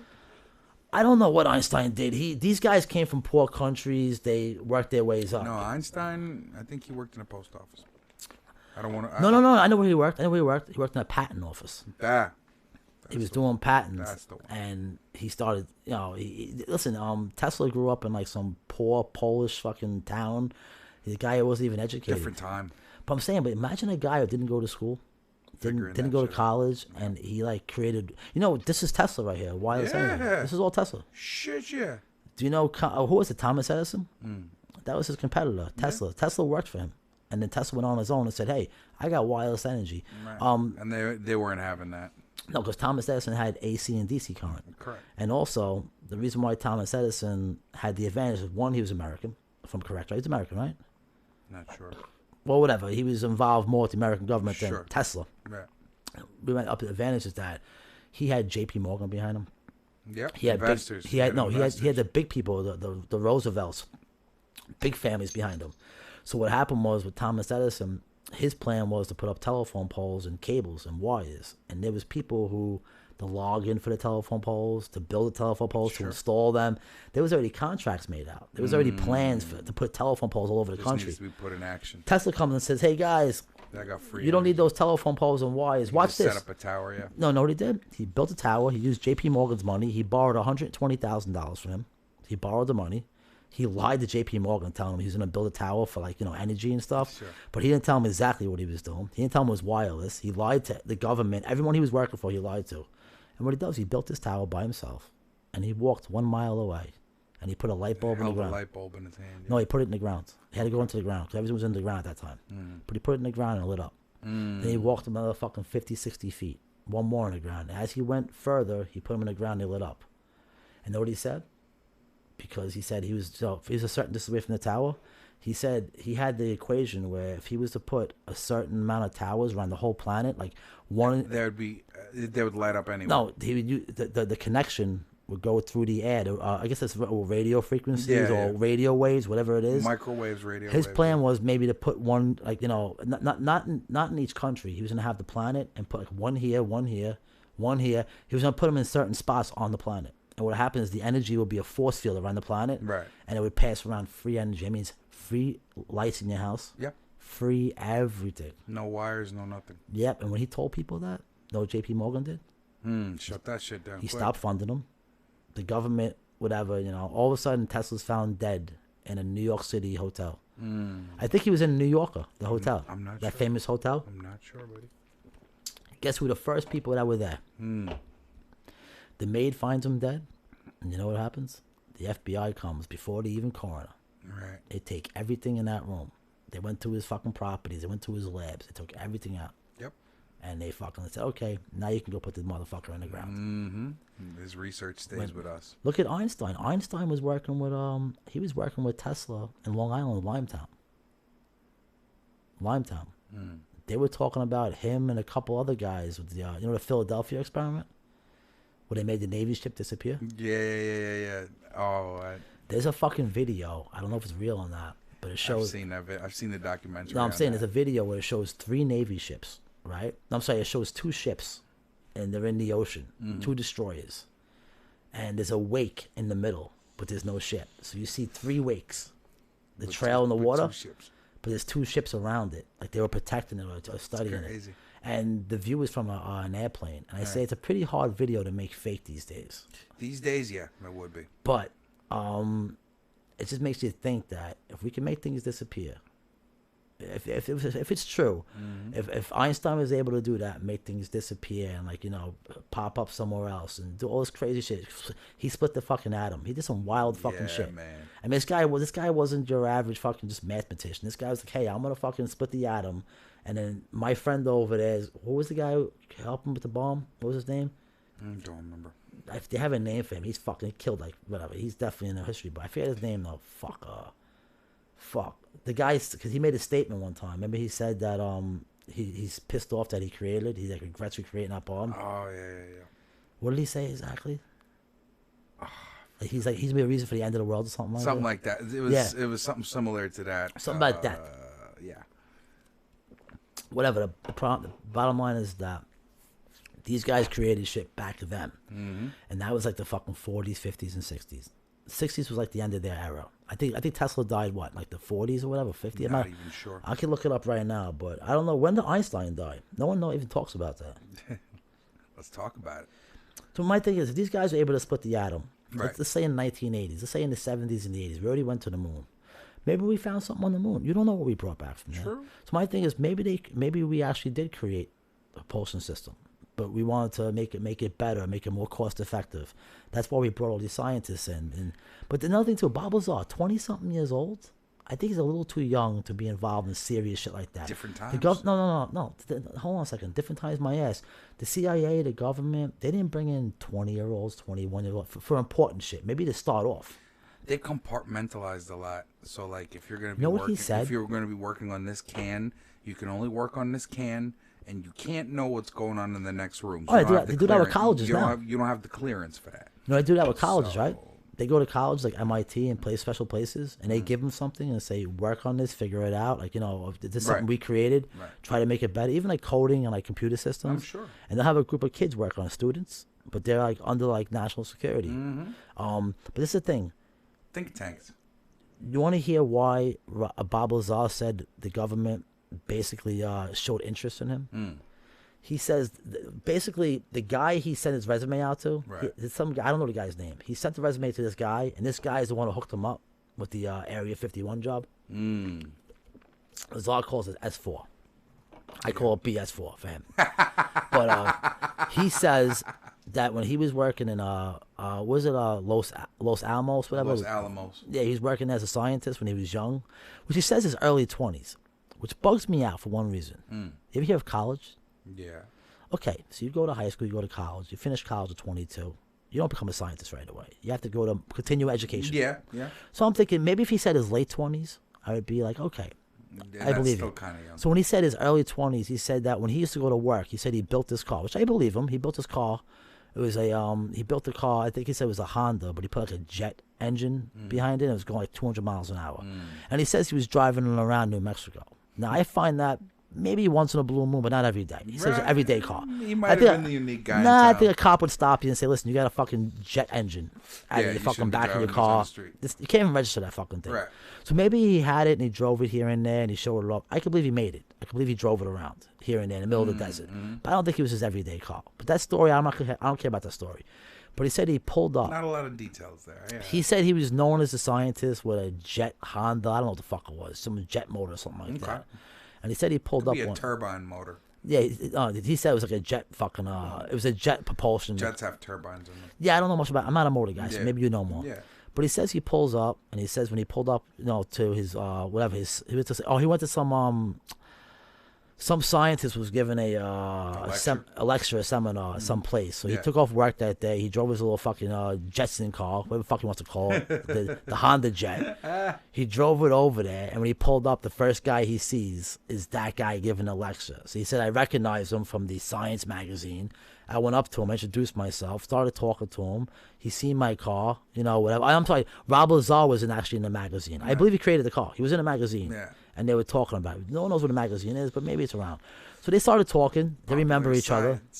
He basically said he starts talking to the guy. They talk to each other. They have a good conversation. And he says a couple of years later, he ended up quitting that job or something like that, or something happened. And he applied for new jobs. And that's the guy that he sent the resume to. And that's the guy who called him. Okay. So I kind of say... That's a good meeting, right? Yeah, so I kind of say... You said you met this guy in your early 20s. So I'm thinking probably right after college, maybe. You're working as a scientist. Right. And then you say, he said in the same show, when Joe Rogan asked him, when did you start working in S4 Area 51? My early 20s. My 20s. So I'm just thinking, if you met this guy in your early 20s, I'm just thinking, how the fuck did he get out of college at 22, maybe 21, if you're really smart? Don't you need a couple of years experience before the United States government says, hey, come check out this UFO? True. Don't you need some kind of military back? I mean, the majority of people who are involved... You need clearance to see that. No, what I'm saying is the majority of these people who are involved in these top secret, I would say black program. What do they call them again? Black ops. Black ops, yeah. They call like all this top secret shit. I would think that you would have to go through a couple levels of government before you're even allowed to be... To know about it. And how about this? There's people who are... I mean, listen, I know there's some smart people out there. There's some scientists that are intelligent that the government might call in here and there. Right. Neil deGrasse. Contractors, yeah. Neil deGrasse was called into the White House one time. He talked about it. I believe it. He said it. He said, I was called to the White House, and I was talking about certain things with the president. He said the vice president and certain people from certain sectors. And he goes, we were talking about certain things, but I was only there as an advisor, as like an opinionist. They wanted my opinion. But he didn't work on nothing. So Bob Lazar says that he actually got a job there, and like the first day they interviewed him. But this bugs me out too. Before he had his interview, he went there the first day, he said, right? The first day he went there. Right. He got off the fucking plane. He walks into a hangar, right? And they showed him the thing. No. When he walked into the hangar, the UFOs were already in the hangar. In a hangar. Now I'm saying, if Area 51 is supposed to be on the side of a mountain, not the whole thing, you can see it on satellite, but the most top secret spots in that area, they call it Groom Lake. Yep. The most top secret spots are inside the mountains and underground. If they were going to have job interviews, You think they would have people walk in and see the UFOs first before the job interview? Check this out. Charles is saying, no, if he was solving problems for the government in school, they might have hired him right out of school. I agree. Listen, I know the CIA take people out of school, certain people. Get them while they're young and train he might have them, been a special the person. way you want. Listen, he might have been a special person, Right. that intelligent. Yeah. But what I'm saying is, Absolutely right, Charles. there's one thing that bugs me the fuck out about the whole story.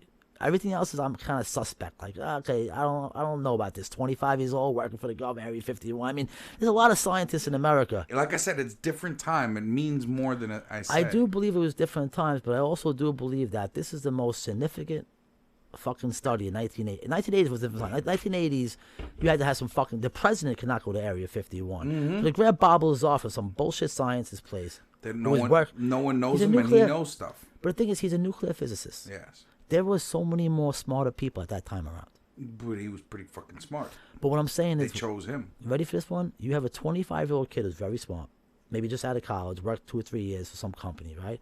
But then you have a guy who's maybe 40-something years old, who's been working with the government for 20 years. You would pick him first because he has the clearance, he has the qualifications, the experience. On the surface, I would. I'm saying you don't need. But you can get the young kid too, and train him to shut the fuck up.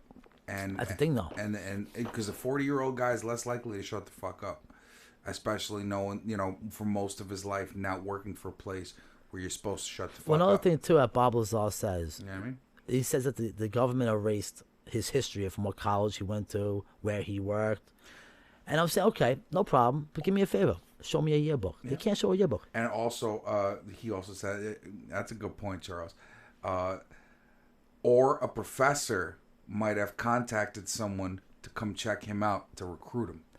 Well, I agree. You know what This I mean? stuff does happen. It happens on a rare basis. But it LeBron. does happen. How about this? LeBron James is a rare NBA player.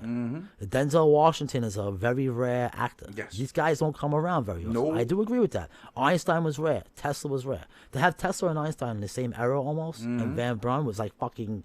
It was like having the All-Star team. It was Yes. like, oh my God, these guys can blow up a planet tomorrow. if they want. Exactly. You put them in a room and They'll figure shit out. you put them in a room and you say, hey, just make something go invisible. They might figure it out. Yep. But the thing that bugging me out is that Bob Lazar, I told you, I want to believe him. But he says the first day on the way to the interview, he gets off the plane, he walks into an airplane hangar, and there's UFOs, there's flying discs everywhere. One of them has an American flag on it. And then after, he goes in the room and he goes for the interview. Now, my thing is, wouldn't they interview him first before he walks by? No. Or maybe show him first what he's dealing with, and The then thing is, there's interview other him people with him. to get that culture. No, the shock. thing is, think of common sense. Common sense. It's other people with him. Not everybody's getting a job, he said. Other people are with him. They're all going for the job, or maybe they're all getting the job, but they're all different sectors. Right. My thing is, why have the UFOs in a hangar, first of all? If the United States is smart in Area 51, those UFOs are not going to be in a hangar. They're going to cut a big hole in the side of the mountain, put it inside the mountain. So no one they're can gonna see have through satellite. How about this? Exactly. They're going to have 15 fucking doors Yep. And 15 feet before you even rock. get in there. You're going to have to go through 15 doors and 15 peoples with 15 fucking background checks to get in there. But for some reason, they have them in a hangar. They open the door. A bunch of fucking scientists walk. Sounds like a little cheese. You know what I'm saying? They get off a plane. A bunch of scientists walk in. He tells me he touched the thing, and the guy told him, don't touch that. And he yelled at him. So, I mean, it kind of sounds like, you're walking on the hallway. Don't touch the fucking glass. All I'm saying is that before an It's a little interview, I just cheesy don't know. sounding. The United States government, if they went through all that trouble to hide these things from the public, They wouldn't make it that easy. and they go through all this trouble and deny it. In 1980s, don't forget, this is 30 years of hiding these things. Why would they have them in an airplane hangar? Now, if they had them in a hangar in 1950s, because we didn't have the technology on the ground, is maybe cost effective. Maybe they didn't have all these tunnels yet. They were building them. Possible. I can understand the first year they had it in a hangar. They were getting ready to put it on the ground. Right. But my thing is, why the fuck would they keep it out in the open so 25 scientists in their 20s and 30s can Yeah, walk could by? just and touch it. And guess what? Not all these scientists. Listen, he already said, and it's a proven fact. These scientists are not there for life. They're here for that project that they're They're doing. here and for they a get the couple of fuck weeks out. or a couple of months. Right. So, how about if you're gonna have some guy test the metal? Let's just say I'm the government. This guy's smart. He knows metals. I'm gonna have him come in and test it. I want him to burn the metal. I want him to fuck around the metal. I'm not going to tell them what it is. I'm just No. going to tell them test this. I'm gonna give him a piece of metal and say, "Can you just tell me everything about this metal?" Yes. And you can do a couple of experiments and figure out how to make this metal. Yes. I want to make this metal. How do we make this?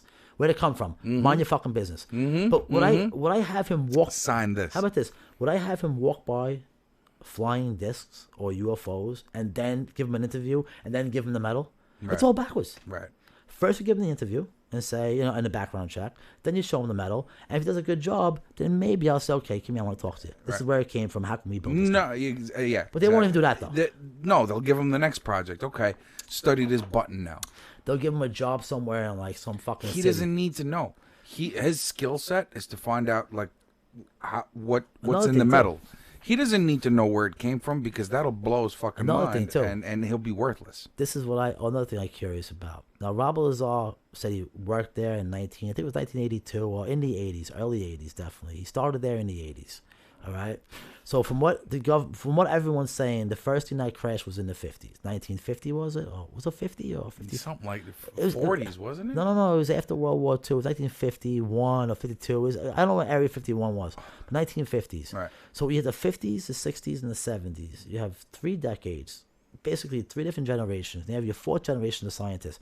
How come no scientists came out before that and said similar things to him? Scientists have came out and said that they're working on weird shit there. We know about the B-2 bomber and all that kind of the new stealth technology. It was mostly like basically a plane and rocket technology. I mean, Van Braun was probably over there too, working on rockets. But I'm saying is, how come Robert Lazar is the only person who came out and talked about the interviews and seeing UFOs there, but yet he cannot answer one question in detail? You know why? Because he has a migraine. Yeah. If you watch the whole That Joe migraine Rogan, might have been put there though, if you're a conspiracy. another thing theorist. too. When you leave Area 51, they might find that frequency to wherever when you think about that, No. it makes you shut the fuck up. I mean, I'm sure they have the technology. I mean, Makes you Cuba has it. physically hurt. But my to think about it. My big question is, with Robert Lazar is, Bob Lazar. what about Bob Lazar? Is there's no history of him ever working there. He has no pay stubs. He has no bank records. He's fucking worked for Area 51. What kind of pay stubs you want him to have, What I'm bro? trying to say he worked is- on a black site. How about this though? This is Like the all right, ultimate Do you want to black laugh site. though? The people who actually, the guy who actually created the stealth bomber, the guy who had the ideas, the companies he worked with, like Lockheed Do Martin. you know how the stealth bomber works? It's the radar. It bounces off. But what does it do? It bounces off somehow. It's invisible. It absorbs it. Or it absorbs. All right. It actually can't bounce because radar bounces off. It can't bounce off. So it doesn't allow it to bounce. Yeah, I see. And then It goes there's- like right through it or something, or right There's around certain- it. Well, that's why they have a lot of right angles. You've seen like the angles that they have on there. It's the way the radar hits. Most of it gets absorbed into that material, which is highly classified. No, the stealth material, nobody ever finds it out. Yeah, the material is. You can make the highly plane, but you can't classified. find the material. Absolutely right. How about this? You know what it is? It's not even material. You know what? It's a paint. Well, no, part of it's a paint. Part of it's a paint. I believe it is. No, part of it's a paint. I believe it. It is the actual metal, but part of it's a paint. Too. No. I think the paint is where it's at No, no, because no. they have to paint. No, you are right. At first, it was the metal, and I think people started to be able to get on the radar here and there. Then they created a paint after to block it. That's what it Well, was. you know that it doesn't go completely off radar, right? It skips, bounces no, around. No, it makes it very small. It makes the Oh, I see what profile you're saying. small. Like a So bird. on the radar, exactly, you're seeing a bird when it's a fucking jet. Yeah, but now the ones they have now, you can't even fucking see. They said. I couldn't tell you, but I know stealth technology works in such a way because Do you know Russia? it absorbs most of it and bounces maybe just that little bit back, and they're going, okay, this is a very small object to be a plane. Yeah. Nah, this ain't it. No, it could be a bird. It could be Yeah, anything. exactly. It could be a fucking storm. I A don't know, rock fucking- thrown be out of anything. a helicopter. But the thing is, these things travel so fast that the time they get those little pings for the radar, they say they're very small. They get them like every 50 miles. So it could be over here to get a ping. That Yeah. thing's already 20 miles away. So to make it So- invisible, my assumption is they You have can't a- shoot it down. They have a standard for what the size it looks for. Same thing with a guidance Yes. system of like a missile. Well, they or did shoot one down. something. Well, they shot down a U-2 spy plane. No, U-2 spy plane shot down. There was a movie about that. They shot that But the down. thing is that never shot a that stealth bomber plane, down. yeah, that plane wasn't stealth. That plane, what they thought, like the first version of stealth, is high altitude. They thought if I can go high enough, you ain't gonna see me from down there. Did you ever see What's on Earth? Well, a fucking missile system saw it. Did you ever see What's on Earth? The show What's on Earth. It's a satellite show. No. They take pictures of China. Sure. And they took pictures and they saw a stealth bomber type shaped plane. Yeah. Like some fucking like military base. Yeah. And they found out that it wasn't the actual plane, but it was a piece of it. Because America, one of them crashed or something like that. And China was able to buy Possible. just a piece. I think it was just the front of the plane. So China tried creating the rest of the plane. The reverse engineering, But sure. they said that it's not going to matter. But they also said they hacked into our systems and shit. But that was from like the 1970s, that model. There was no... Oh, the model, yeah. The model was being worked on in the 70s. It came out like in the 80s. Probably a damn prototype. They only that was showed it shot in the down. 90s. The first time they showed a stealth bomb, I think it was 1992 with Yugoslavia. That's the SR... not the SR-71. The first one they showed was Yugoslavia, Bill Clinton. Because they yeah, I remember. they went over there and bombed people, and they had no idea where the fuck these things came from. They were so high in the air and so fast. Right. But like I was saying, It's a supersonic bomber, bro. how about this? The thing with Bob Lazar, the only thing that bugs me out is the whole interview thing. That's where I really changed my mind. I believed him up to that point. When he said the interview that he saw the UFOs before the interview, I said, nah.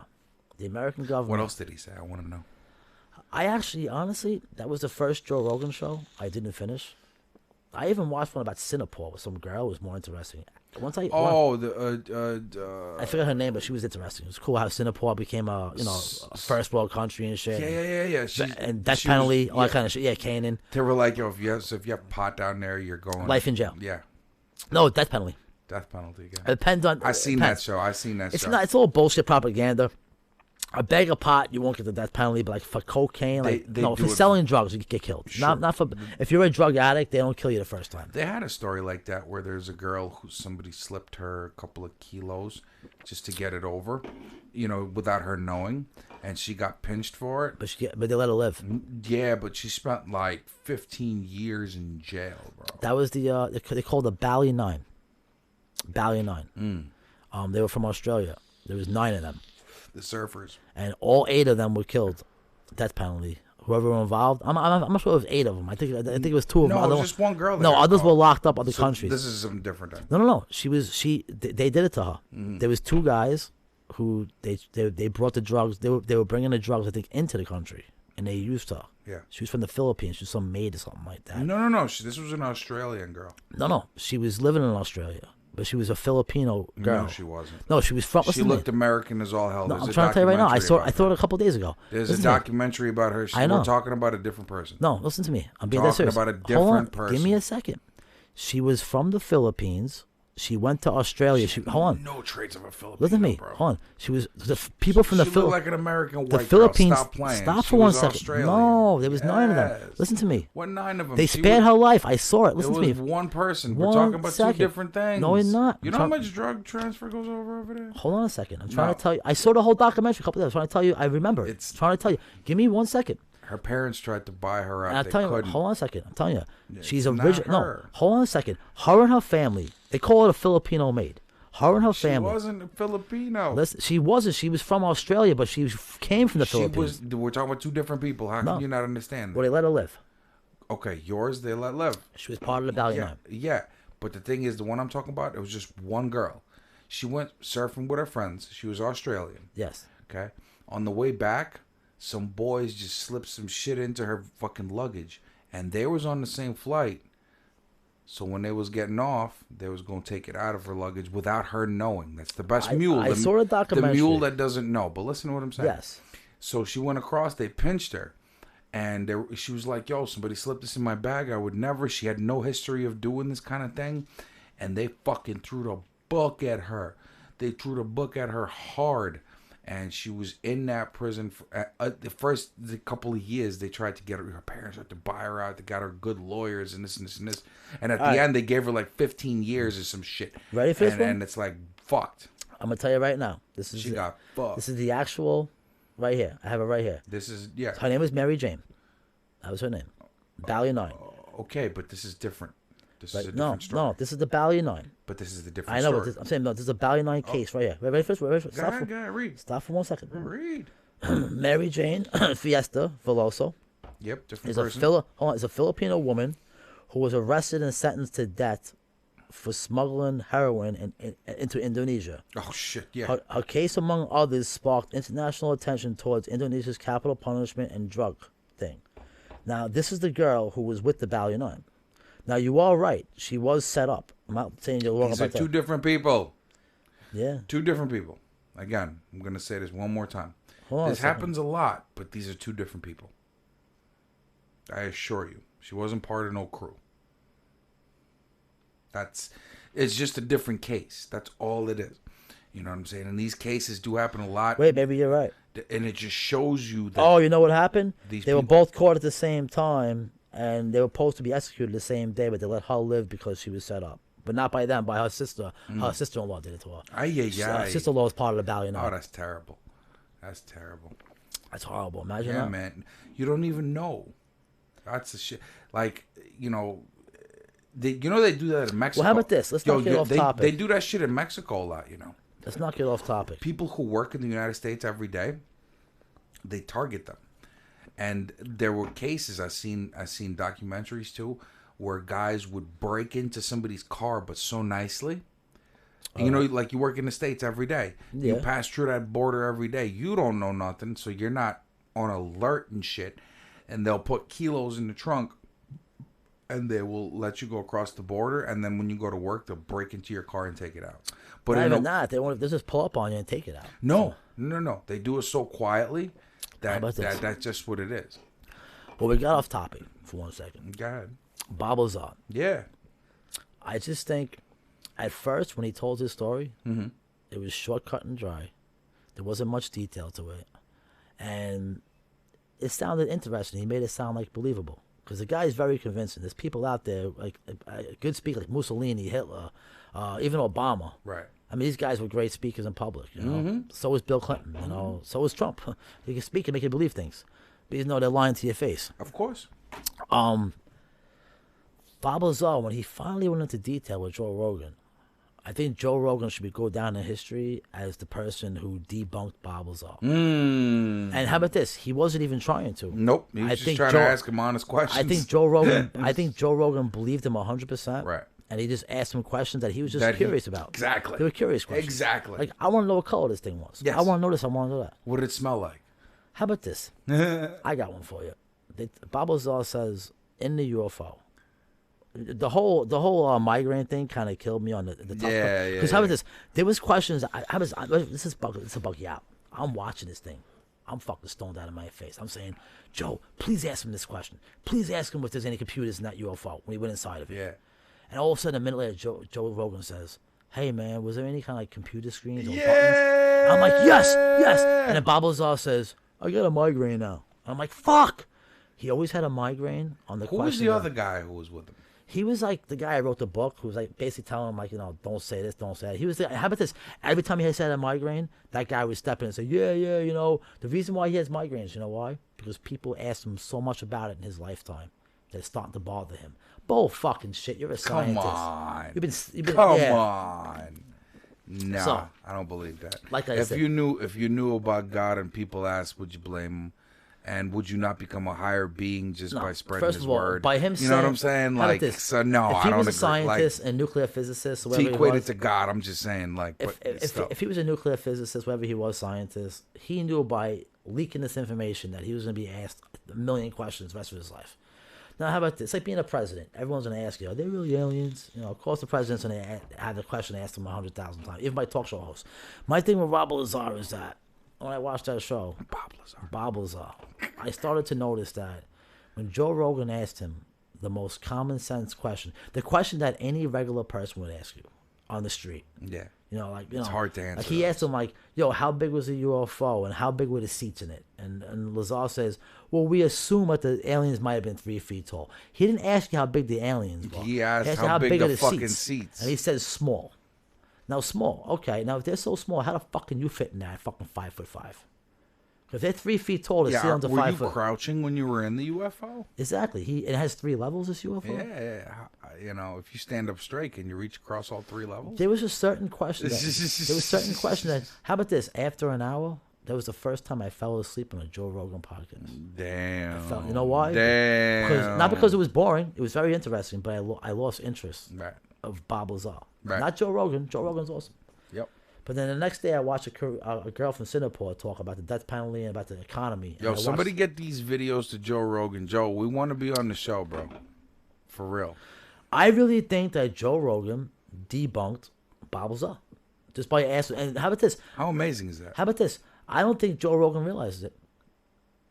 I don't think he realizes it.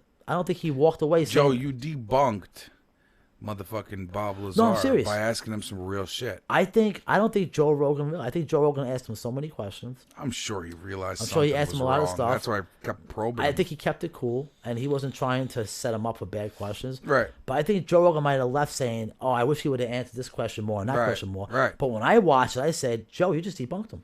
You asked him common sense questions. Common sense." Right, and Like, he couldn't. what was inside the UFO? He was like, "Oh, there was a computer screen. What is it? There's no buttons. Come on, man. There's no That buttons molded now." shit. Tell him about that molded shit. What? That everything was kind of molded into one. Well, no, how about this? I can believe that because if something. Well, tell him. I'm gonna tell you. I'm gonna tell you. I'm gonna tell you why. Because I can believe that because if something's able to come 50 light years from another planet and come over here and be able to come here in a couple of days, It was like it was 3D printed. so I would say okay, maybe they have the technology to do that. Maybe things. and what was that? Maybe they have some kind of welding where it makes it look flat perfectly. Who knows? I could do it in the ironwork. Like you were saying before, that's what caught my attention. What I'm is that saying is- everything was built in one shot. It wasn't like Yeah, well, maybe. We don't know that. Right. It wasn't like the systems were brought in there and installed. It looked like it was built What in I'm saying one is, sitting. I was able to without weld. How about this, seams, ready? seamless. How about this? I was able to weld two pieces of steel together and then grind it down to be and make one it piece, look like and then paint it after. Yeah. You'll see maybe a tiny bit microscopically. So that I wasn't big on, but he did say he went inside and it was like all like one piece. Like there was no right angles. It was all circular. It was all curves. Okay, that I can give you. Maybe the inside was built first, molded, and then the outside was built after. That I can give you. Right. He never described the outside.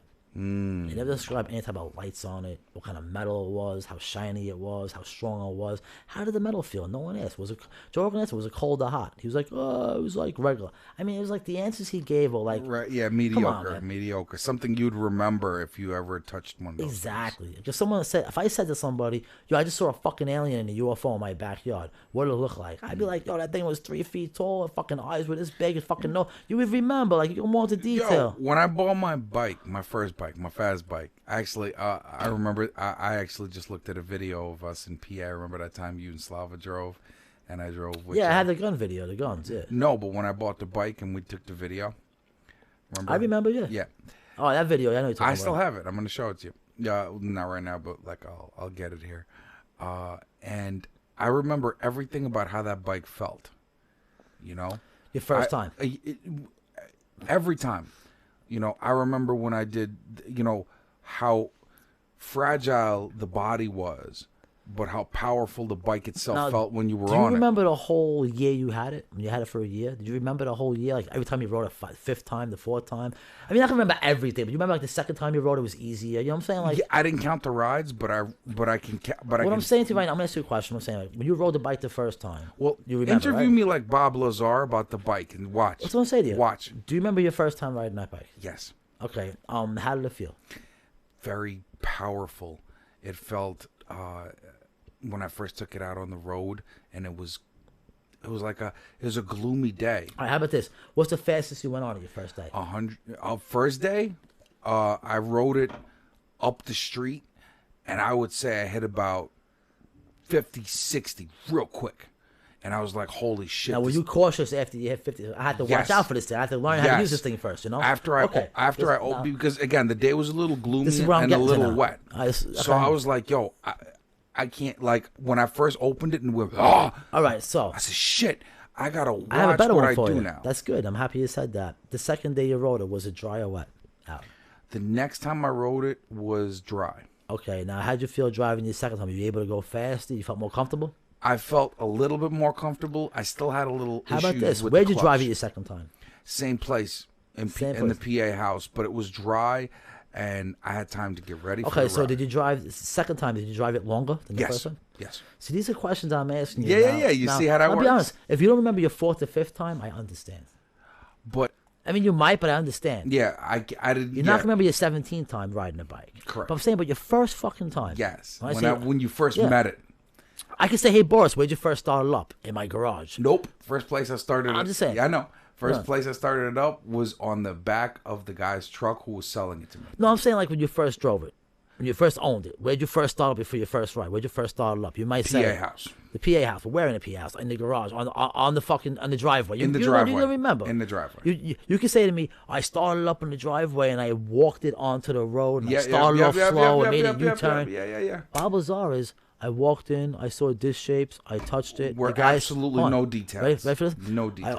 I got off the plane, I walked into this hangar, I seen disc shapes, I touched it. The guy said, don't touch that ever again. Then I walked into a room, I had an interview, and then after that I went and then they showed me a propulsion system and they had a gravity thing and I couldn't touch it. Right. And they could turn it on and off. I'm saying, where's the detail? That's the first day there? Because my first day at Area 51, I would think, was I went there and I sat in a fucking room. I couldn't believe I was there is the first thing I would say. I didn't see a UFO. I didn't see a propulsion system. I sat down in a room with a guy that had no name. He had no title. I didn't know who he was. He doesn't exist. And he was asking me questions. He was asking me questions. They did a full background check. And then I left. And then I came back a month later. That's a real interview, I would believe. 2 seconds. You Charles. don't go there the next day. You said he started the first day. Charles, you ride? I didn't know this. Nowadays, I ride a chopper. I got a P-boy. Go ahead, go. All right. Yeah, man. Nowadays, I ride a You want to take smoke break? No.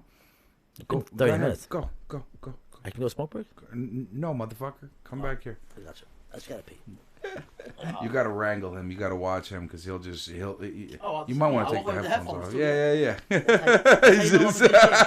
I'm in good shape with headphones on. Yo. You're in trouble. Yeah, man. Yeah, that's not doing it all. But yeah, nowadays I ride Suzuki Boulevard.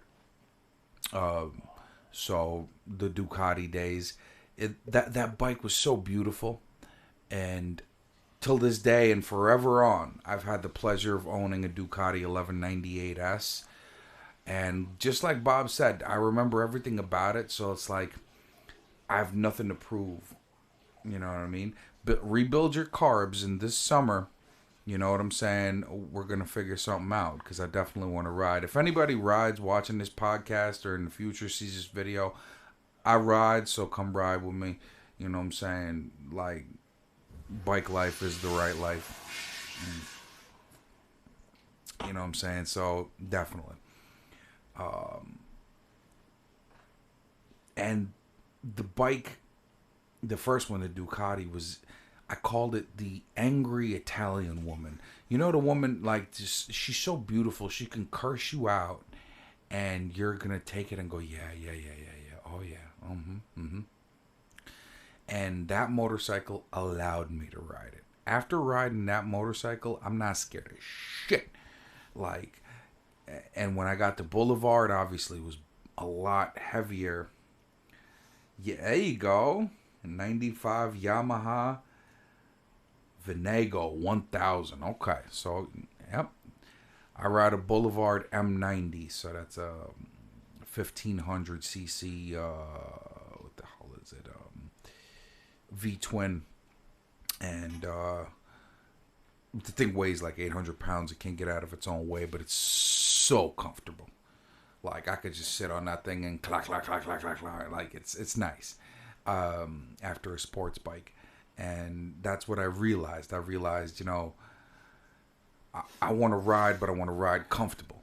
So that's essentially the story. Man, you're breathing loud over there. What are you doing?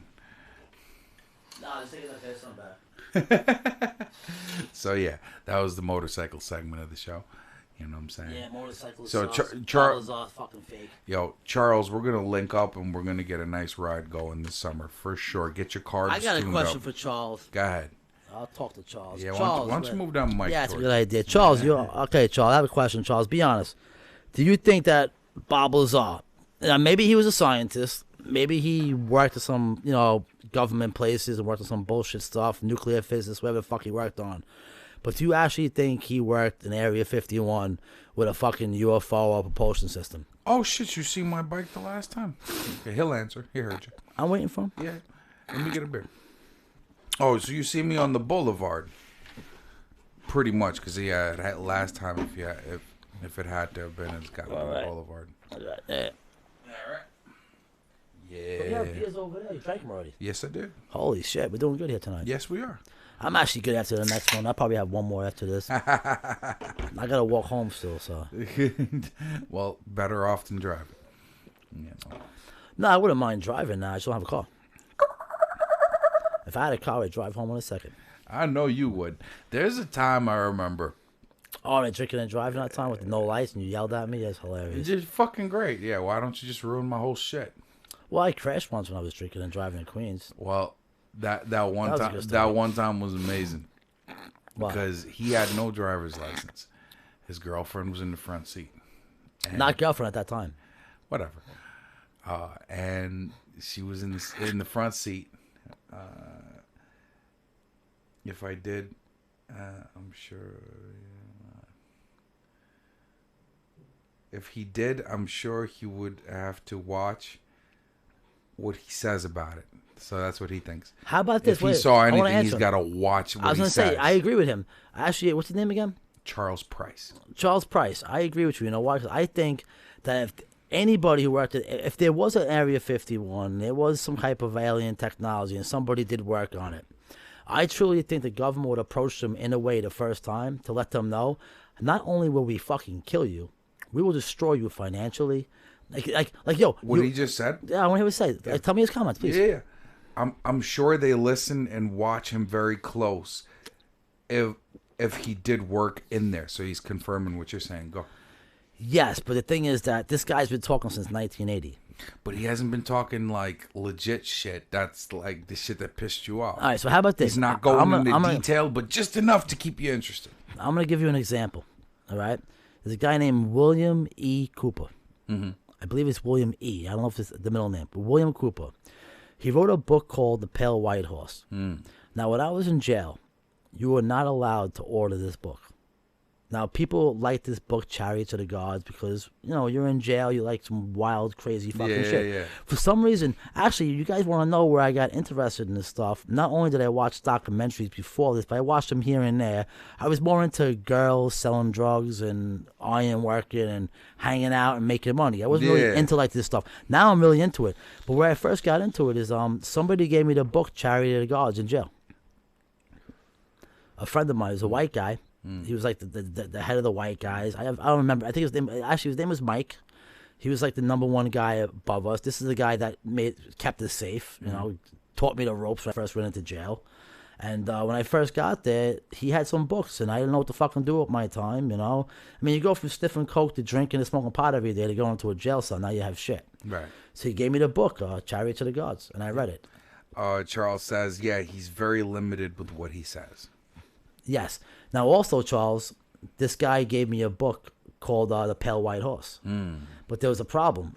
I was only able to read the first chapter or the first couple of sections. I'm not exactly sure how his I'm curious as to why this is not allowed. Now, what happened was after I started reading it, my friend Mike was going up top, which means upstate, which means going to the big boy house. You know, he's going away for like 10 years. He's sentenced. So he took that book because he was a little ahead of me, but he was reading it too. So he would give it to me when he wasn't reading it. So he had to take that book.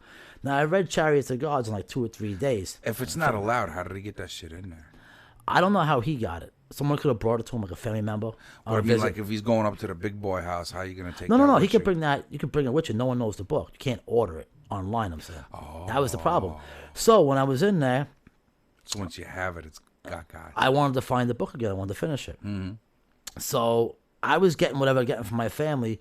I remember my friend, he had a lot of books. And he was trading magazines, whatever. Even a newspaper. A newspaper from 3 days ago was big to get because you know what's going on in the world. Exactly. So it was hard to get kind of reading material. So I asked this kid, he tells me he's going to have his mom send some books. And I offered him commissary, like $30, $40 a shit. I said, yo, give me that book, The Pale White Horse.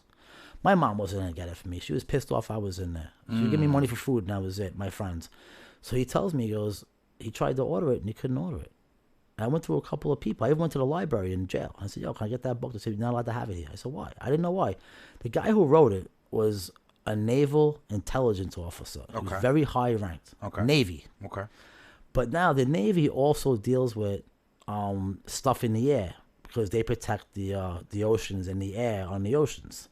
So they're in some heavy fucking shit, the Naval Academy. Remember, the Navy the Navy No, the Navy was the Navy. The Air Force was originally the Navy. Mm-hmm.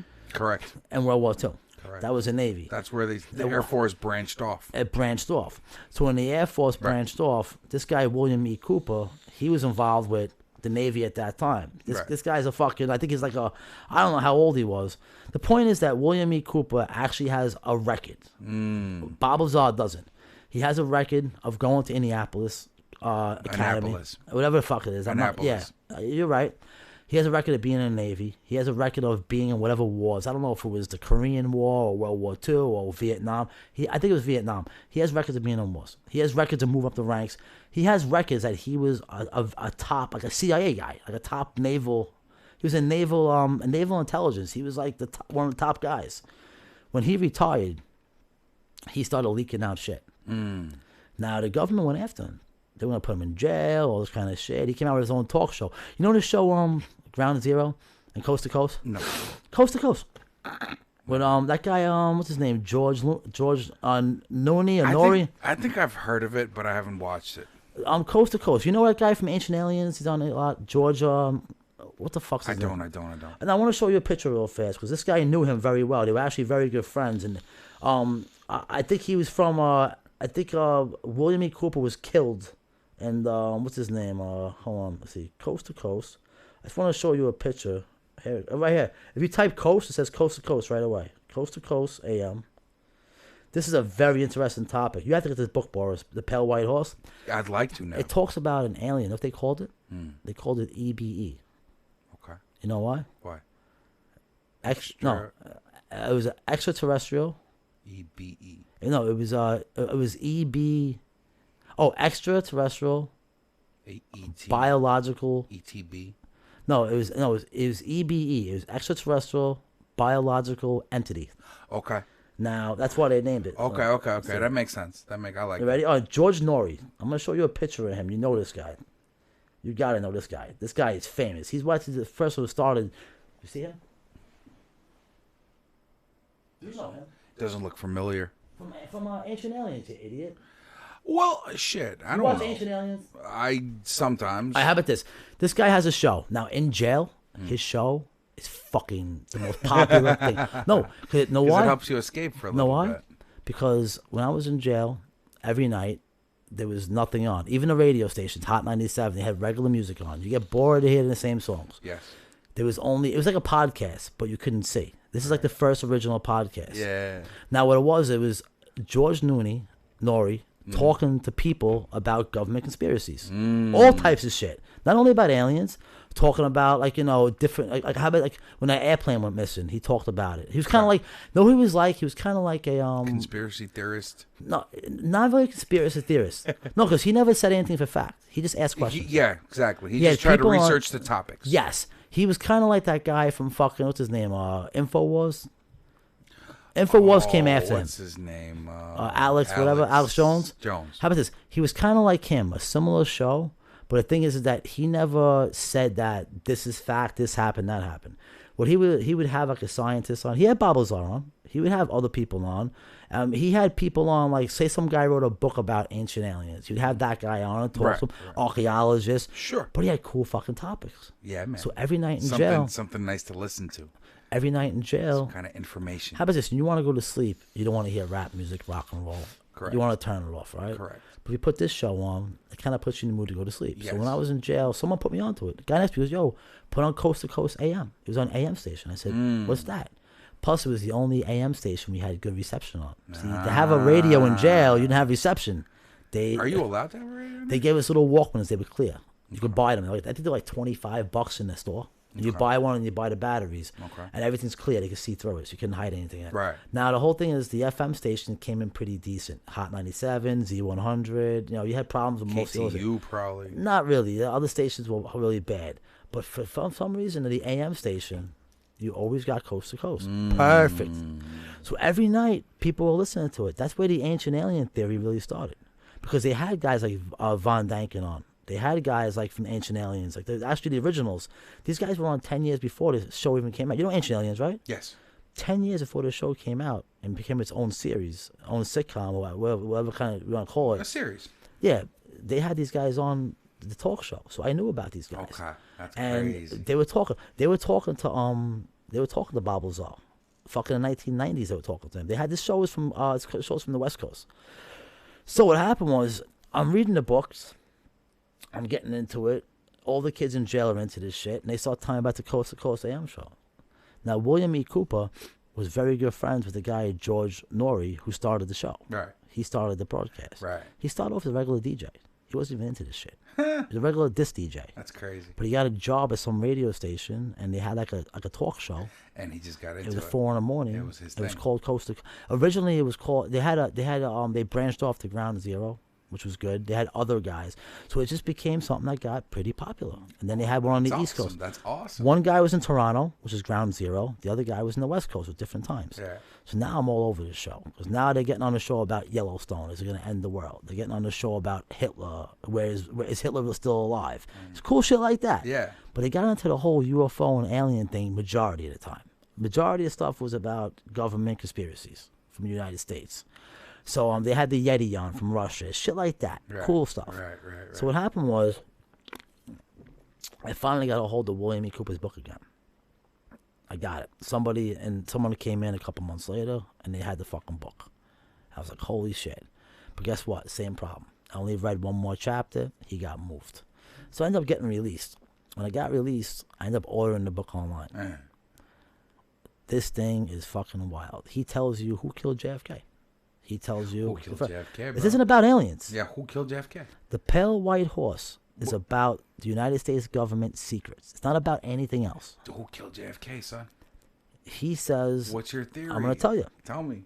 He starts the story off where he says, this is what what I like about William E. Cooper is he shows the proof first and then tells the story. So he says in his book, everybody knows, it's on public record, that after JFK was shot, there was 2 people stopped on a boat with rifles. They were going quail hunting. It was in Dallas. Now, they were stopped right near some river or something like that, canal. And everyone's Was it like, close to the place or no? pretty close. So everyone says, okay, cool. So what's the big deal? And he says, it is a big deal. Because the people they stopped, we don't know who they were, but guess what? They both had rifles. But guess where they were stopped?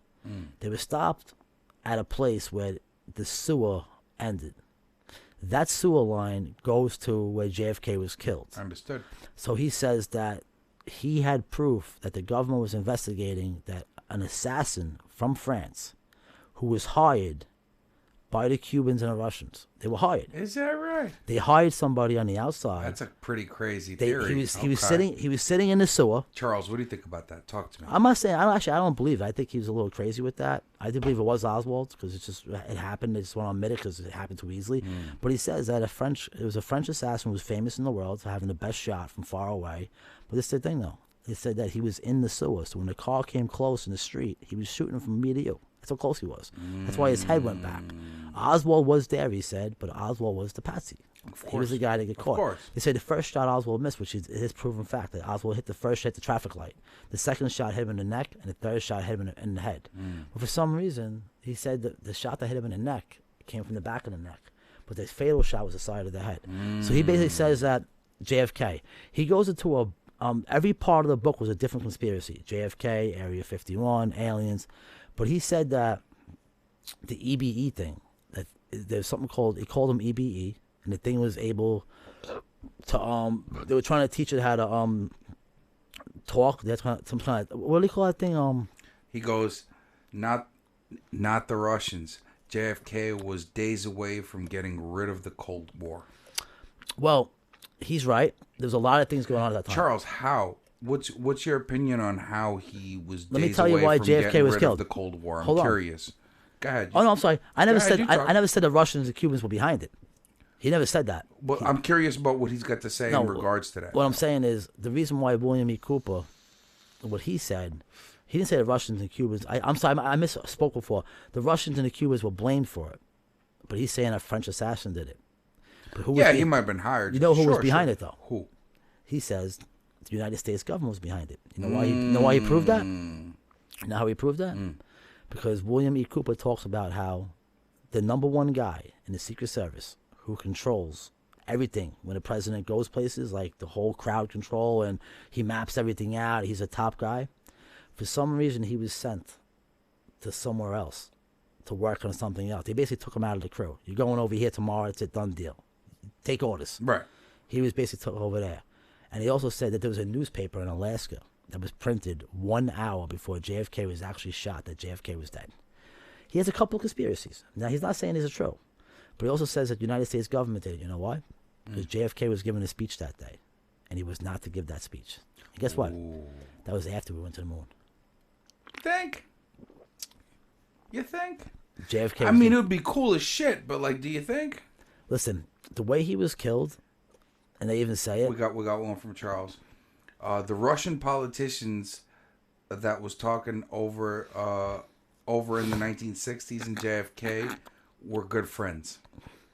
Yes.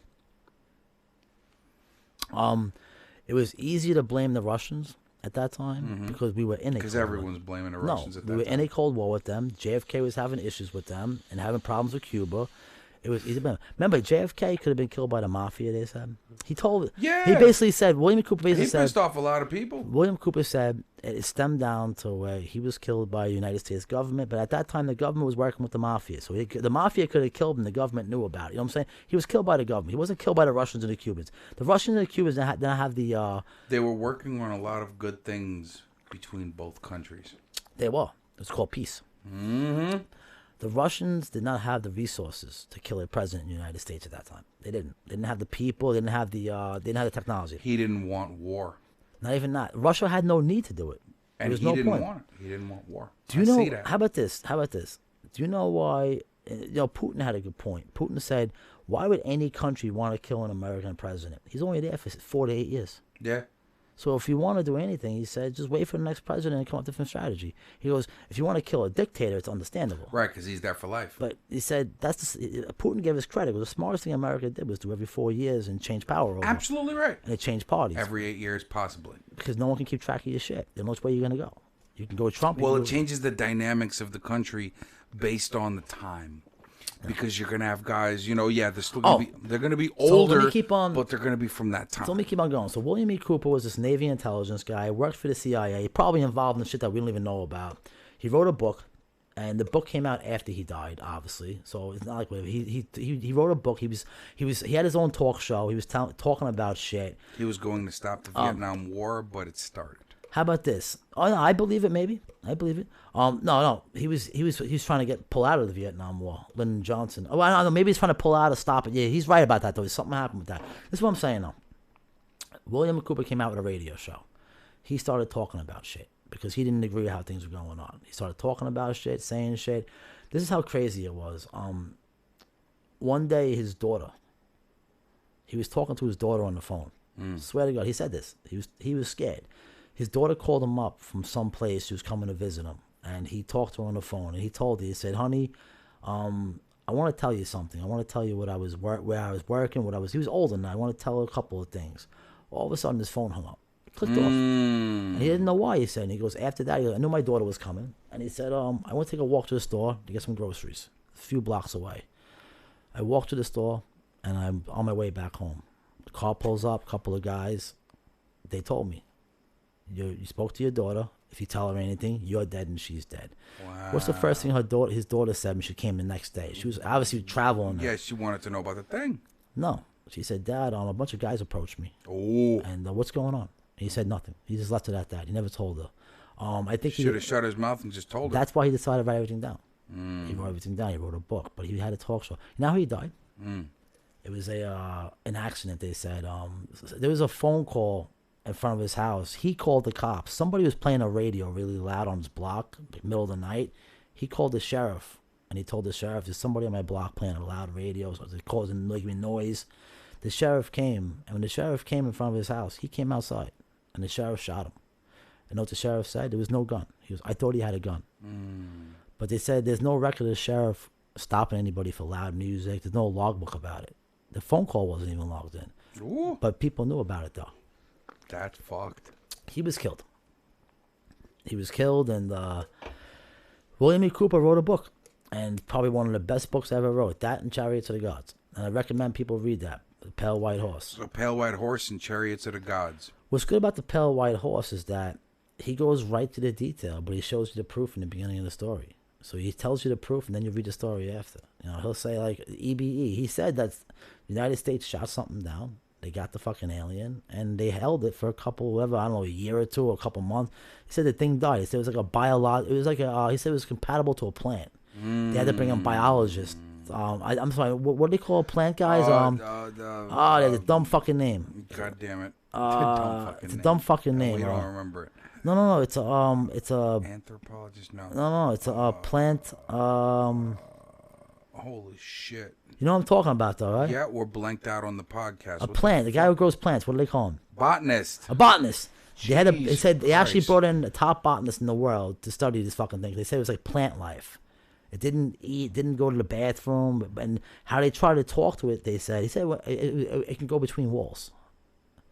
So I'm thinking like this guy. Telekinetic. I'm thinking this guy's pretty wild. But yeah, he had some crazy story. But the book he wrote is amazing. But for some reason, you can't order it on the computer because the government won't allow it because they say it's government secrets. I don't know about now. So how do you get this book? You know what? I think you can read it on the computer. Wait, no, you can read it. I think I'm gonna look now you can get it. You can read it on the computer. Yo, the government's about to shut my whole shit Actually, down. look up the pale white horse. Exactly what I'm gonna. And I'm gonna go have a cigarette. No, you're not. Yeah, No, cigarette break. No, Been an hour. Come on. No.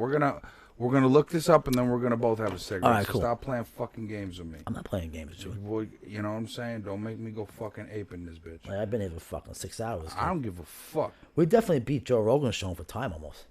Oh, we're about the same. We have to get Joe Rogan here. Fuck going to him. He has to come here. Listen, No, we're gonna do- if Joe Rogan blesses his presence in this studio, How about this? if he ever hears about this, Joe Rogan, Jamie, you guys are an inspiration. Come to the show. How about this? What if I can get Joe Rogan to come here? If you get Joe Rogan to come here, it'll be like a cosign from heaven. Yeah? Yes. If I could find a way to get him to sit in that chair right there. It would be a cosign from heaven, and we'd be in good shape. No problem. He's going to want money. Well, Unless he's in New York one day, he's hanging out. listen, if he wants money, I want to know the price. Yeah. We're going to need some good Not ass a fucking problem. weed for him. Not a problem. Oh, yeah. Joe will get stoned out here. Yeah. I'm going to look this up right now. What was I looking up? The Pale White Horse. The Pale book. White Horse. The Pale White Horse. Or A Pale White Horse. I don't know if it's the or A. Great fucking book, though, man.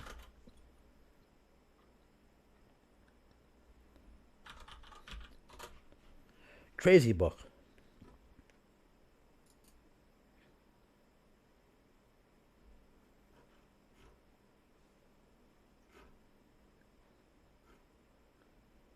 Milton William Cooper. Copyright 1991. Wait, Milton William? Milton William Cooper. What's his middle name? William. No, his first name is William. They call him William E. Cooper. No. Milton William Cooper. Yeah? Yeah. Or does somebody help him write the book? Milton, maybe. I'm just saying. No. Okay, no, I'm just curious. But whatever. I know his name is William Cooper. That's what he called him. Bill Cooper, Yeah, Bill Cooper. former United States Naval Intelligence Briefing Team member, reveals information that remains hidden from the public eye. Yes. This information has been kept top secret government files since the 1940s. His audiences hear the truth unfold as he writes about the assassination of John F. Kennedy, the war on drugs, the secret government, and UFOs. That's what war on drugs is too, with Reagan. Bill is a lucid, rational, and powerful speaker whose intent is to inform and to empower his audience.